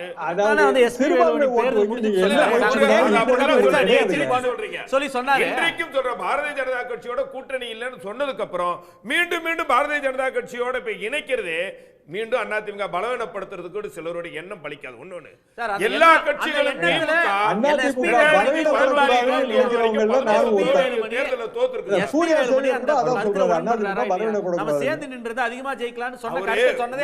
சதவீதத்தின் படிதான் ஒரு கணக்கு சொன்னார். நம்பருக்காக மட்டும் சொல்றது இல்ல. என்ன வந்து பாஜக செயலாளர் எடப்பாடி இல்லைன்றது அதான் அதிகாரப்பூர்வம். பொதுச் செயலாளர் எடப்பாடியார் என்ன சொல்றாரு அது அதிகாரப்பூர்வம். அவரு சொல்லிட்டார் 26ல கூட கூட்டணி இல்லைன்னு. அப்ப எப்படி கூட்டணி வருவதற்கு வாய்ப்பு இருக்கும்? ரெண்டாவது தோல்விகள் எல்லா கட்சிகளும் சந்தித்த கட்சி திமுக 13 பாஜக விட்டு வரேன்னா இப்பவே உறுதிப்படுத்திப்பீங்களா? அதுக்கான வேலை தானே வந்து இந்த தலைமை யோசிப்பாங்க. போட்டிடாதா பாதிமுக? சொன்னேன் அது தலைமை யோசிப்பாங்க. ஆனா ஒரு விஷயத்தை இந்த கூட்டணியோட நீ கூட்டணி இல்லைன்னு சொன்னதுக்கு அப்புறம் அது மீண்டும் இது நடைபெறுமான்னு சொல்லும்போது மீண்டும் அங்க விக்கிரவாண்டியில எந்த முஸ்லீமா ஓட்டு போடக்கூடாது ஒரு மனநிலைக்கு நீங்க கொண்டு போறதுதான் அது.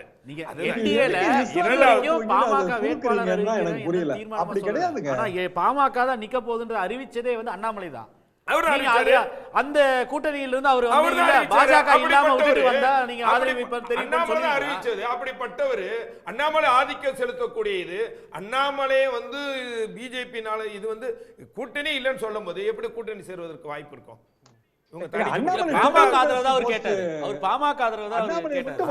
போய் எங்களுக்கு ஆதரவு கொடுங்க அப்படின்னு சொல்லி வந்து உங்க எடப்பாடி எடப்பாடி கொடுத்தாலும் ஆச்சரியப்படுறதுக்கு இல்லைன்னு சொல்லி தான் ஷாம் சார் சொன்னாரு. வாய்ப்புகள் இல்லைன்னு எங்களுடைய பொதுச் செயலாளர் சொல்லிட்டாருன்னு சொல்றேன். இது அதிமுக சிறுமைப்படுத்தக்கூடிய விஷயம். இரண்டாவது தோல்விகள் இது ஷாம் சார் இதை பேசிட்டே இருக்காங்க. சரி சரி சரி இருங்க இருங்க இருங்க இருங்க இருங்க மீண்டும் வெற்றி பெறலையே. இதுதான் நான் சொல்ல வரேன். ஷாம் சார் நீங்க சொன்ன விஷயம் அதிமுகவை சிறுமைப்படுத்துற மாதிரி இருக்கு அப்படின்றாரு ஜவஹர் அலி. எனக்கு எதுக்கு நீங்க அப்படி பேசுறீங்க?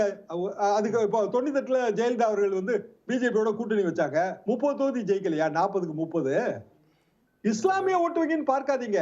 தமிழ்நாட்டுல திமுக ஓட்டு வங்கி இருக்கு, அதிமுக ஓட்டு வங்கி இருக்கு, பிஜேபிக்கு ஒரு ஓட்டு வங்கி இருக்கும். அதை நம்ம இல்லன்னு எப்படி மறுக்க முடியும்? எதுக்கு நீங்க அந்த வட்டத்துக்கு சொல்றீங்கன்னு எனக்கு புரியல. பொதுவா ஒரு கட்சியோட கூட்டணி இல்லன்னு சொன்னதுக்கு அப்புறம் மீண்டும் மீண்டும் அதை பத்தி திணிக்கிறது தானே தவறுங்கற. பிஜேபி தனிமைப்படும்ல. நீங்க சார் ஷாம் சார் ஜவஹர் அலி குறிப்பிட்டதுங்கிறது 2026லயும் பாஜகவோட நாங்க கூட்டணி இல்ல அப்படின்னு சொல்லி எடப்பாடி பழனிசாமி அறிவிச்ச பிறகு இது எப்படி சாத்தியமாகுங்கிறத அவர் கேட்கிறாரு. பாமக நிக்கிறதுனால சாத்தியம் தாங்க. காரணம் என்னன்னா பாமக எதிர்காலத்துல உண்மையிலேயே பாமக என்ன ஃபீல் பண்ணுதுன்னா பிஜேபியோட கூட்டணி வச்சதுனால நம்ம நிறைய இழந்துட்டோம்னா அவங்க ஃபீல் பண்றாங்க. நீ கேட்டு பாருங்க யார்கிட்ட வேணாலும். அதிமுக கூட்டணி வைத்திருந்தால் அவர்களுக்கு கண்டிப்பாக குறைந்தபட்சம் தருமபுரி ஜெயிச்சிருக்கும்ல. சரி சரி வர சூர்யா ஒவ்வொரு இப்போ என்னன்னா இடைத்தேர்தல்களில் வந்து ஒரு இப்போ ஷியாம் சார் என்ன சொல்கிறாங்கன்னா ஆளுங்கட்சிக்கு ஒரு நெருக்கடி கொடுக்கணும், அந்த ஆளுங்கட்சியை ஒரு நெருக்கடி கொடுக்க எதிர்க்கட்சிகள் ஒன்றிணைந்து இருக்கணும் அப்படிங்கிறது அவருடைய கான்செப்ட். இந்த நெருக்கடியை கொடுப்பதற்கு ஆளுங்கட்சி மக்கள் செல்வாக்கை இழந்த ஒரு கட்சியாக இருக்கணும். அப்போ தான் எல்லாரும் ஒன்று சேருவாங்க, சேர்ந்து நின்று அவங்கள காலி பண்ணணும். அத்தகைய நிலை திமுக ஆட்சியின் மீது இப்போது இல்லை. அதனால தான் அவர்கள் தனியாக நின்று கொண்டிருக்கிறார்கள். இப்போ ஜெயலலிதா அம்மையார் இருக்கும்போது அவரை எதிர்த்து எல்லாரும் நிற்கணும் அப்படிங்கிற ஒரு கான்செப்ட் உருவானது. அல்ல திமுகவை எதிர்த்து நிற்கணும்னா அதிமுக ஒரு கான்செப்டை உருவாக்கியது. அன்னைக்கு இருந்த ஆட்சி அது மக்கள் மத்தியில் இருந்த செல்வாக்கு குறைந்தது. இதையெல்லாம் அடிப்படையாக வைத்து தான் அந்த எதிர்ப்பு என்பது உருவாகும். இப்போ எப்படி இந்தியா கூட்டணின்னு ஒன்று வருவாச்சு, பிஜேபி எதிர்த்து எல்லாரும் நிற்கணும் அப்படிங்கிறது பிஜேபி மீதான எதிர்ப்பு மனநிலையிலிருந்து எல்லாரும் ஒன்று கூடுறாங்கல்ல, அந்த ஒன்று கூடல் திமுக ஆட்சிக்கு எதிராக எல்லாரும் ஒன்று கூடணுங்கிற நிலையோடு பொருத்தி பார்க்க முடியாது. ஏன்னா திமுக ஆட்சி அவ்வளவு பலவீனமாக இல்லை. மக்கள் அதிமுக அவர் அப்படி பேசுவார், அதை அப்படி செஞ்சுட்டாங்க, பிஜேபி பேசலாம். ஆனா களத்தில் யதார்த்தம் திமுக ஆட்சி குறித்து விமர்சிப்பதற்கு இவர்களுக்கு எந்த பாயிண்டும் கிடையாது. என்ன பாயிண்ட்? எதை சொல்லணும்? நாகராஜ் எவ்வளவு பாயிண்ட் வேணும்? மக்கள் ராஜா, நான் முடிச்சிடுறேன். அணை தடுத்துட்டீங்களா? காவிரி உரிமையை மீட்டெடுத்துட்டீங்களா? நீங்க சொன்ன ஏதாவது நீங்க 10.20 ஒதுக்கீடு வந்து அரசு பள்ளி மாணவர்களுக்கு கொடுத்துட்டீங்களா? இந்த பிரச்சனை எல்லாம் செய்யலையே. இல்ல இந்த பிரச்சனை எல்லாம் ராஜா, ஒரே நிமிஷம். தேர்வு சம்பந்தமாக ராஜன் கமிட்டியை வச்சு அந்த ராஜன் கமிட்டி கொடுத்த அறிக்கை தான் என்ன இன்னைக்கு சாதிச்சீங்க? உண்மையில வந்திருக்கு. சார், கமிட்டியை விடுங்க ஏங்க, சார். ஒரு மாநில என்ன அரசாங்கம் சாதிச்சீங்க? மாநில ரத்து செய்ய அரசாங்கம் முடிஞ்சது அதான்.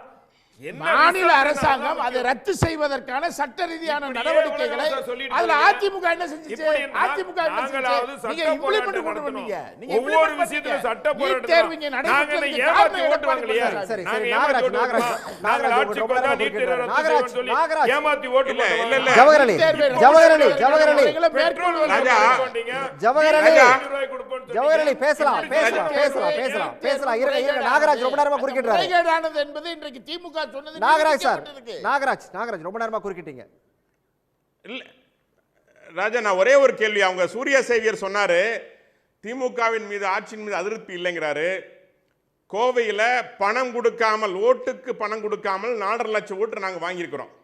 1000 கோடிக்கு மேல் செலவு செய்து 5.5 லட்சம் ஓட்டு திமுக வாங்கியிருக்கிறது.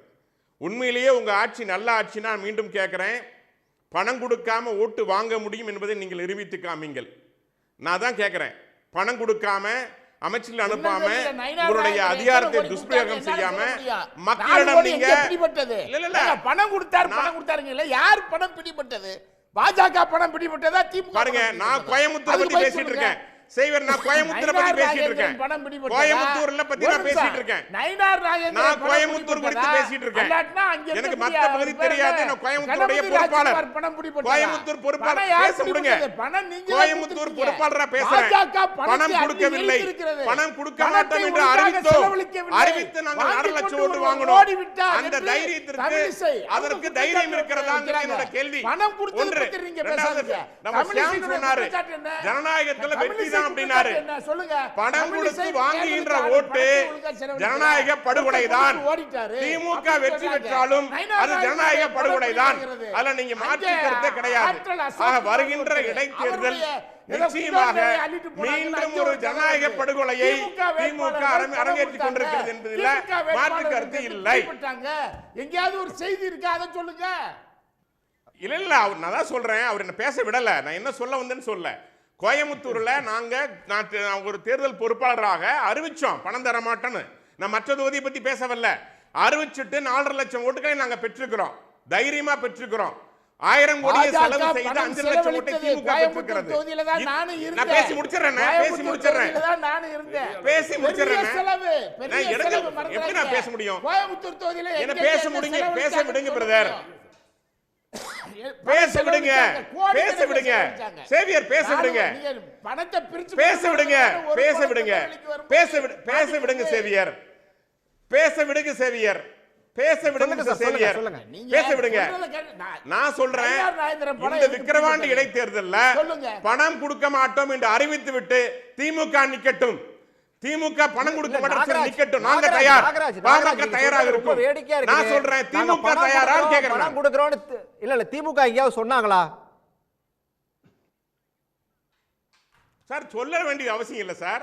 பணம் கொடுக்க மாட்டோம் நீங்க எப்படி சொல்றீங்க? பணம் கொடுக்க போறாங்க, பணம் கொடுக்க மாட்டேன்னு சொல்லுங்கனே. என்ன சார் இது புது நடைமுறையா இருக்குதா? திருமங்கலம் ஃபார்முலால இருந்து எல்லா ஃபார்முலாவும் பேசப்பட்டதே. நீ கேட்கலையா? அதெல்லாம் ஒவ்வொரு ஃபார்முலாவும் பணம் கொடுக்கிறது, ஆட்டுக்கறி கொடுக்கிறது, புடவை தர்றது, கொலுசு தர்றது, இதுதானே உங்க ஃபார்முலா? என்ன வேற என்ன ஃபார்முலா உங்களுக்கு இருக்கு? மக்களை முழுசையா ஒரு தேர்தலில் குழுப்பாடுறதான உங்க ஃபார்முலா? அதையெல்லாம் விட்டுட்டு நீங்க செஞ்ச நலத்திட்டங்களை பற்றி ஓட்டு கேளுங்க. நீங்க செஞ்ச நன்மைகளை பற்றி ஓட்டு கேளுங்க. என்ன செய்ய போறேன்னு சொல்லி ஓட்டு கேளுங்க. 38 நாடாளுமன்ற உங்கள்ட்ட இருந்தது, இன்னைக்கு 40 இருக்குது. என்ன செய்ய போறேன்னு சொல்லி ஓட்டு கேளுங்க. அந்த தைரியம் கேட்டாரு.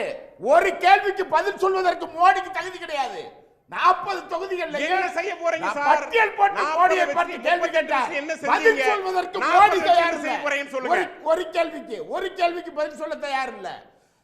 இங்க வந்து பூரா மதக்கலவரத்தை உருவாக்குறது, அதை பேசுறது, சக்தின்னு சொல்றது, அப்புறம் சக்தி மேடைக்கு வரும்போது அமித்ஷா கூப்பிட்டு அவமானப்படுத்துறது, பொதுக்கூட்டம் போட்டா அந்த அம்மாவை கூப்பிட்டு அசிங்கப்படுத்த வேண்டியது, இதைத்தான் நீங்க செஞ்சது. தமிழ்நாட்டில் நீங்க செய்யக்கூடிய விஷயங்களை மக்கள் பார்க்கிறார்கள். திமுகவுக்கு எதிரான மக்கள் இருக்கா, அதை ஒருங்கிணைக்கிறதுக்கு நீங்க ஒரு முயற்சி எடுக்கிறீங்க, அதை எடுங்க, அது வேற விஷயம். ஆனா எதுவுமே செய்யலைன்னா 40 தொகுதியில் எப்படி வெற்றி? காத்திருங்கள், 40 தொகுதியில் மக்கள் காலம் மாறும், லட்சக்கணக்கான வாக்கு வித்தியாசத்தில் 8 நாளைக்கு காத்திருங்கள், காலம் மாறும். சரி சரி சரி கார்த்தி, இந்த விக்கிரவாண்டியை பொறுத்த வரைக்கும் வெற்றியை நிர்ணயம் செய்யக்கூடிய விஷயமா என்ன இருக்கும்? அவர் வந்து பணங்கிறதே திரும்ப சொல்றாரு. எது வெற்றி நிர்ணயம் செய்ய போகுது? பணம் வந்து ஒரு ஃபேக்டர் இல்லை, நான் மறுக்கல. முக்கியமாக வந்து ரோல் ப்ளே பண்ணுது இடைத்தேர்தல்கள், அதை நம்ம டிஸ்மிஸ் பண்ணுறதுக்கு இல்லை. ஆனால் அது மட்டுமே தீர்மானிக்கிறது இல்லைங்க. ஏன்னா அதுக்கு நான் 2019 உதாரணத்தை காட்டினேன். மத்தியிலையும் சரி மாநிலத்திலையும் ஒரு கூட்டணி வந்து 2 இடத்துலையுமே பவரில் இருக்கக்கூடிய கட்சி ஏன் படுதோல்வி அடைகிறது, இன்க்ளூடிங் பை எலெக்ஷன் 22ல் 19 ஏன் எதிர்க்கட்சி கொடுக்கணுன்ற மக்களுக்கு மனநிலை வந்தது. வெறும் பணம் மட்டுமே தீர்மானிக்கிறது இல்லை. சில நேரங்களில் அவர் ஷியாம் அவர்கள் வந்து ஒரு உதாரணம் சொன்னார் இல்லையா, முன்பு வந்து அதிமுகவினுடைய டேர்னிங் பாயிண்ட்டே வந்து ஹிஸ்ட்ரியில் இடைத்தேர்தல் தான் அப்படின்னு சொல்கிறார் இல்லையா. மக்கள் வேண்டாம் என்று முடிவெடுத்து விட்டால் எவ்வளோ பணம் கொடுத்தாலும், நீங்கள் எங்கே அடைச்சி வச்சாலும், எத்தனை கறி கொடுத்தாலும் வந்து ஓட்டு போட வேண்டாம் நினச்சா போட மாட்டாங்க. நீங்கள் கேட்குறீங்களே எத்தனை இடத்துல வந்து நீங்கள் இப்போ 38 பேர் இருந்தீங்க, 40 பேர் இப்போ ஜெயிச்சிருக்காங்க. அதில் பெரும்பாலானவர்கள் வந்து ஏற்கனவே வெற்றி பெற்று எம்பியாக இருந்தவர்கள், சிட்டிங் எம்பிஸு. பாஜக 303ல் 132 பேருக்கு சீட்டு மறுத்தது. 303 பேர் போன வருஷம் இருந்தாங்க 2019. அதில் 132 பேருக்கு சீட் கொடுக்கல இந்த தடவை. எதனால் கொடுக்கல? அதுபோக புதுமுகெல்லாம் கொடுத்து வந்து 240 ஜெயிக்கிறீங்கன்னா அப்போ ஏன் வந்து அத்தனை பேர் நிராகரிச்சிருக்காங்க? அப்போ பாஜகவில் வந்து 40-50% பேர் யாருமே வந்து வேலை செய்யலைன்னு பாஜக ஒத்துக்குதா 2019லேருந்து 24 வரைக்கும்? அப்படி இல்லை. அவங்களுடைய செயல்பாடுன்றது ஆளுங்கட்சியாக போனால்தான் வந்து அவர்கள் செய்வார்கள், இல்லைன்னா அவங்க எதிர்க்கட்சியாக போனவங்கெல்லாம் வந்து செயல்பட மாட்டாங்க. அந்த டபுள் என்ஜின் தொடர்ந்து இதே பிரச்சனை வச்சிருக்கு. இது ஜனநாயக நெறிமுறைக்கே வந்து எதிரானது, மரபுகளுக்கு எதிரானது. ஏன் எதிர்க்கட்சி எம்பிக்கள் போய் வந்து பேசினா கொடுக்க மாட்டாங்களா? அப்போ எதிர்க்கட்சி எம்பிகளுக்கு வந்து வரக்கூடிய மாநிலங்களில் தொகுதிகளுக்கு எதுவுமே செய்ய மாட்டேன்னு மோடியை டிக்ளேர் பண்ண சொல்லுங்கள் பிரதமரை பாராளுமன்றத்தில். எங்களுக்கு ஆளுங்கட்சிக்கு எங்கள் கூட்டணிகளுக்கு மட்டும்தான் செய்வோம். ஆந்திராவுக்கு எங்களுக்கு 16 எம்பி கொடுத்தா சிறப்பு ஸ்பெஷல் ஸ்டேட்டஸ் கொடுப்போம். பீகாருக்கு நிதிஷ் ஆட்சியை தூக்கி பிடிச்சிட்டு இருக்காரு அவர் தான், இல்லைன்னா ஒரு கால் போயிடுவேன் சேரில். அதனால வந்து நிதிஷுக்கு வந்து நான் வந்து அவருக்கு ஸ்பெஷல் ஸ்டேட்டஸ் கேட்டால் கொடுத்துருவோம், இல்லைன்னா என்ன கேட்டாலும் கொடுப்போம், நிதி கேட்டாலும் கொடுப்போம். அவருக்கு அவர் கேட்கிற சபா அவங்க கவர்னர் அப்பாயிண்ட் பண்ணுவோம். மித்த எதிர்க்கட்சிகளுக்கெல்லாம் வந்து பிரச்சனை மட்டும்தான் கொடுப்போம், நிதிகளையும் வந்து வளர்ச்சிகளையும் கொடுக்க மாட்டோம்னு டிக்ளேர் பண்ண முடியுமா? இது அந்த பேச்சே முதல் தவறானது. எதிர்க்கட்சிகள் ஆளும் மாநிலத்தில் வந்து பேசியதுனால தானே மீண்டும் பெரும்பான்மையான அதே பேர் நபர்கள் டிக்கெட் வாங்கி வெற்றி பெறுறாங்க, மக்கள் ஏற்றுக்கொள்கிறார்கள். நீங்கள் தான் வந்து இல்லைன்னு புறக்கணிச்சிட்டு இருக்கீங்க. ஆனால் பாஜக 132 பேருக்கு 40% பேருக்கு ஏறக்குறைய வந்து டிக்கெட் மறுக்குதுன்னா என்ன அர்த்தம்? அப்போ அவங்க சரியாக பெர்ஃபார்ம் இல்லைன்னு பாஜகவே நினைக்குதுன்னு தானே அர்த்தம். விக்கிரவாண்டியை பொறுத்தவரை மக்களை வந்து தீர்மானிக்கக்கூடியதுன்றது அவர் அடுத்த 2 ஆண்டுகளுக்கு எப்படி இருக்க வேண்டும், இந்த ஆட்சியின் மீதான மதிப்பீடு என்ன, அதே போல் எதிர்க்கட்சியாக யார் இருக்க வேண்டும், இந்த 3ஐயும் தான் அவங்க முக்கியமாக தீர்மானிக்க போகிறாங்க. இந்த ஆட்சி எப்படி செயல்பட்டுருக்கு, 2 ஆண்டுகளுக்கு எப்படி தங்களுக்கு என்ன தேவை இருக்குன்ற இந்த அரசு. ஏன்னா நிச்சயமாக இந்த 2 ஆண்டுகளுக்காக விக்கிரவாண்டிக்காக சில வாக்குறுதிகளாக கொடுக்கப்படும் பிரச்சார காலத்தில் முதல்வர் முதற்கொண்டு எல்லோராலும். அப்போ அது ஒரு விஷயம். அதற்கு அடுத்ததாக பிரதான எதிர்க்கட்சியாக யாரை அங்கீகரிக்கிறார்கள் மக்களுக்கு தெரிய வரும். அது வந்து அதிமுக போட்டியிட்டால் அதிமுகவா இருக்கிறதா, இல்லை பாமகக்கு அங்கே செல்வாக்கு இருக்கு அப்படின்னு பாமக, அதாவது தேசிய ஜனநாயக கூட்டணியில் அண்ணாமலையால் அறிவிக்கப்பட்ட பாமகவா அப்படின்றத வந்து நம்ம அங்கே களத்தில் பார்க்க தெரியும். ஆனால் இதை பயன்படுத்தி வந்து 2024க்கே வந்து கூட்டணி சேர்ப்பதற்கான முயற்சிகள்லாம் இப்போ எடுப்பாங்கன்னு எனக்கு தோணலை. ஏன்னா டூ லாங் டைம்ன்றது வந்து 2 ஆண்டுகள் மிக மிக நீண்ட காலம். ஆனால் நிச்சயமாக அவர் சொன்ன ஒரு விஷயத்தை நான் ஒத்துப்பேன். 2024 பாராளுமன்ற தேர்தலில் பாமகவும் சரி, இன்னும் சில கட்சிகளும் சரி, இன்னும் சில கட்டாயத்தினால் வந்து ஒன்றியத்தில் ஆட்சியில் பாஜக இருப்பதனால் கூட்டணியில் தொடராமே ஒழிய, இல்லை அவர்களுக்கு நற்சான்றிதழ் வழங்கலாமே ஒழிய, பாமகவும் சரி இன்னும் சில கட்சிகளும் சரி பாஜகவால் கூட்டணி வச்சதில் வந்து அவர்கள் பெற்றதை விட இழந்ததுகள் தான் அதிகம். ரைட், சுருக்கமா ஜவஹர். இப்போது இந்த தேர்தலை பொறுத்த வரைக்கும் திமுக வந்து அதிகார பலம், பணபலம், ஆட்சி பலம் எல்லாத்தையும் வந்து ஏற்கனவே இடைத்தேர்தல்கள் எல்லாம் அவங்க சந்திச்சிருக்காங்க. ஆனால் இந்த தேர்தலை வந்து அப்படி அவங்க முன்னிறுத்த முடியாது. ஏன்னா மக்கள் வந்து ஓரளவுக்கு தெளிவாக, ஏன்னா இந்த ஆட்சி அவர் சகோதரர் சொன்ன மாதிரி ஆட்சியினுடைய மதிப்பீடுன்னு இருக்குல்ல, அந்த மதிப்பீட்டில் இந்த திமுக ஆட்சியினுடைய மதிப்புன்னா ரொம்ப ஒரு 10% கம்மியாக இருக்குது, 100க்கு 10க்கு மேலே கம்மியாக இருக்குது. ஆனால் இந்த கடந்த பாராளுமன்ற தேர்தலை வச்சு மட்டும் நீங்கள் வந்து மதிப்பீடு செய்யவே கூடாது. அது முழுக்க ராகுலுக்காக கிடைத்த வெற்றி பண்ண எங்களுடைய தலைமை ஒற்றை தலைமை, எங்களுடைய பொதுச் செயலாளர் ஒற்றை தலைமைக்கு ஆனதுக்கப்புறம் அவருடைய தலைமையின் கீழ் அதிமுக ஒருங்கிணைந்து 21% ஓட்டை வாங்கியிருக்கோம் சார், ஒற்றை தலைமை. அதில் வந்து என்னன்னா பிஜேபி கூட்டணி இல்லாமல் இன்றைக்கு சிறுபான்மை மக்களை அன்பையும் பெற்றிருக்கிறாங்க. சிறுபான்மை மக்கள் பெரும்பான்மை மக்கள் பிஜேபிக்கு எதிர்த்து நீ கேள்வி கேட்கக்கூடிய ஒரு தலைவர் உருவாயிருக்கிறார், திராவிட தலைவர் என்ற ஒரு நிலைமையில சரி. மக்கள் பார்க்கும்போது இந்த ஓட்டுக்கள் எல்லாம் இந்த சட்டமன்றத்தில் ஒருங்கிணைக்கும் ஒரு சாணக்கியத்தனத்தோடு சாதனைத்தோடு எங்களுடைய பொதுச் செயலாளர் கடந்த சூர்யா, தேர்தலை அணுகியிருக்கிறார். வாய்ப்பு கிடைக்கும் போதெல்லாம் அதிமுக எதுக்கு காங்கிரஸை பாராட்டிட்டு அவர் ராகுலுக்கு கிடைச்ச அதுக்கு வெற்றி, அதுதான் நான் ராகுல் கேட்க வந்தேன். காங்கிரஸ் இது எதற்காக சொல்லிக்கிட்டே இருக்காங்க, என்ன மனசுல வச்சு பேசிட்டே இருக்காங்க. சூர்யா சூர்யா சூர்யா சூர்யா சூர்யா பாராளுமன்ற தேர்தல்ல தமிழ்நாட்டுல கிடைச்ச அந்த 40க்கு 40 அப்படிங்கிறது உங்களுக்கு கிடைச்ச, அதாவது திமுக கிடைச்ச வெற்றி இல்ல, இது ராகுலுக்காக கிடைச்ச வெற்றி அப்படிங்கிறது அவரோட பார்வையா இருக்குது. நிறைவா சுருக்கமா, அதாவது அதிமுக முதலமைச்சராக இவர் முதலமைச்சர் ஆறுல தலைவராக எடப்பாடி மு.க. ஸ்டாலின் என்று 2 துருவங்கள் நிற்கிறது. பிறகு நடந்த 9 தேர்தல்களிலும் அதிமுக தோர்த்திருக்கிறது. அப்போ அதிமுக அப்படி 9லையும் தோத்துச்சுன்னா அதுக்கு யார் காரணம்? மோடியா? மோடிக்கு எதிராக மக்கள் ஓட்டு போட்டாங்களா? 2 தடவை 2019, 24, மீதி 7 தடவை பை எலெக்ஷனில் தோத்தது என்ன, உள்ளாட்சி தேர்தலில் தோத்தது என்ன, சட்டமன்றத்தில் தோத்தது என்ன, இதெல்லாம் கணக்கு என்ன? இந்த கணக்கெல்லாம் எடுக்கிற பொழுது அப்புறம் அதுக்கு பேர் தோல்வி இல்லை, அது மோடிக்கு எதிராக போட்ட ஓட்டா? அதிமுகவுக்கு எதிராக மக்கள் வாக்களித்தார்கள் என்பதுதான் உண்மை. இருக்க இல்ல, அதுதான் தொடர்ந்து இப்ப கேள்வி ஓபிஎஸ் எழுப்புறாருல, 10வது முறையும் நாம் தோற்க போகிறோமா என்று அவரே கேட்கிறார். அப்ப நம்ம தோத்துக்கிட்டே இருக்கிறோம் அப்படிங்கிறத கட்சி உணருது. அதிலிருந்து மீண்டெழ வர்றதுக்கு என்னங்கிறத இன்னும் ஸ்டடி பண்ணுங்க. மோடிக்கு எதிரான வாக்குகளை தமிழ்நாட்டு மக்கள் செய்கிறார்கள். அதே நேரத்தில் அதிமுகவுக்கு எதிராக திமுக வலுவான ஒரு அமைப்பு கட்சி என்ற முறையில் தேர்ந்தெடுக்கிறார்கள் என்பது உண்மை. அதிமுக இந்த கற்பனையில் இருக்க வேண்டாம் அப்படிங்கிறது ஒன்று. இணையுங்கள், செயல்படுங்கள், தமிழ்நாட்டு மக்களுடைய நன்மதிப்பை பெறுங்கள், அதில் மாறுபட்ட கருத்தே கிடையாது. ஆனால் மோடிக்கு எதிராக எல்லாரும் எங்கள் கூட தான் இருக்கிறாங்க என்று சொல்வது ஏற்புடையதெல்லாம், அது அப்படியும் கிடையாது. ரெண்டாவது, திமுக அந்த முதலமைச்சர் திமுக ஆட்சி அதன் மீது பெரிய இது இருக்குன்னு சொல்றதில்ல, இதெல்லாம் இப்பயும் சொல்லிக்கிட்டு இருந்தாங்கன்னா இன்னும் தோக்க போறாங்கன்னு அர்த்தம். இன்னும் சரியா ஸ்டடி பண்ணணும். திமுக நிச்சயமாக மக்கள் மன்றத்தில் ஒரு செல்வாக்குள்ள கட்சியாகத்தான், அதுவும் முதலமைச்சர் மீது மக்கள் மத்தியில் ஒரு செல்வாக்கு என்பது இருக்கிறது, தொடர்கிறது. இந்த தேர்தலை பொறுத்த மட்டிலும் விக்கிரவாண்டி இடைத்தேர்தலில் 2 லட்சத்தி எழுதி வச்சுக்கோங்க. அண்ணாமலை சொன்ன மாதிரி நான் சொல்றேன், 2,34,000 ஓட்டு, 1,80,000 ஓட்டு போலாக, 1,10,000 ஓட்டு திமுக வாங்க, ஒரு 50,000-60,000 ஓட்டை யார் வாங்குவா? அதிமுக வாங்க, ஒரு 35,000 ஓட்டை பாமக வாங்க. ரிசல்ட்டே இதுதான். நன்றி நன்றி நன்றி. விவாதத்தில் பங்கேற்ற அனைவருக்கும் நன்றி. மீண்டும் ஒரு நிகழ்ச்சியில் சந்திக்கலாம் நேயர்களே. நன்றி, வணக்கம்.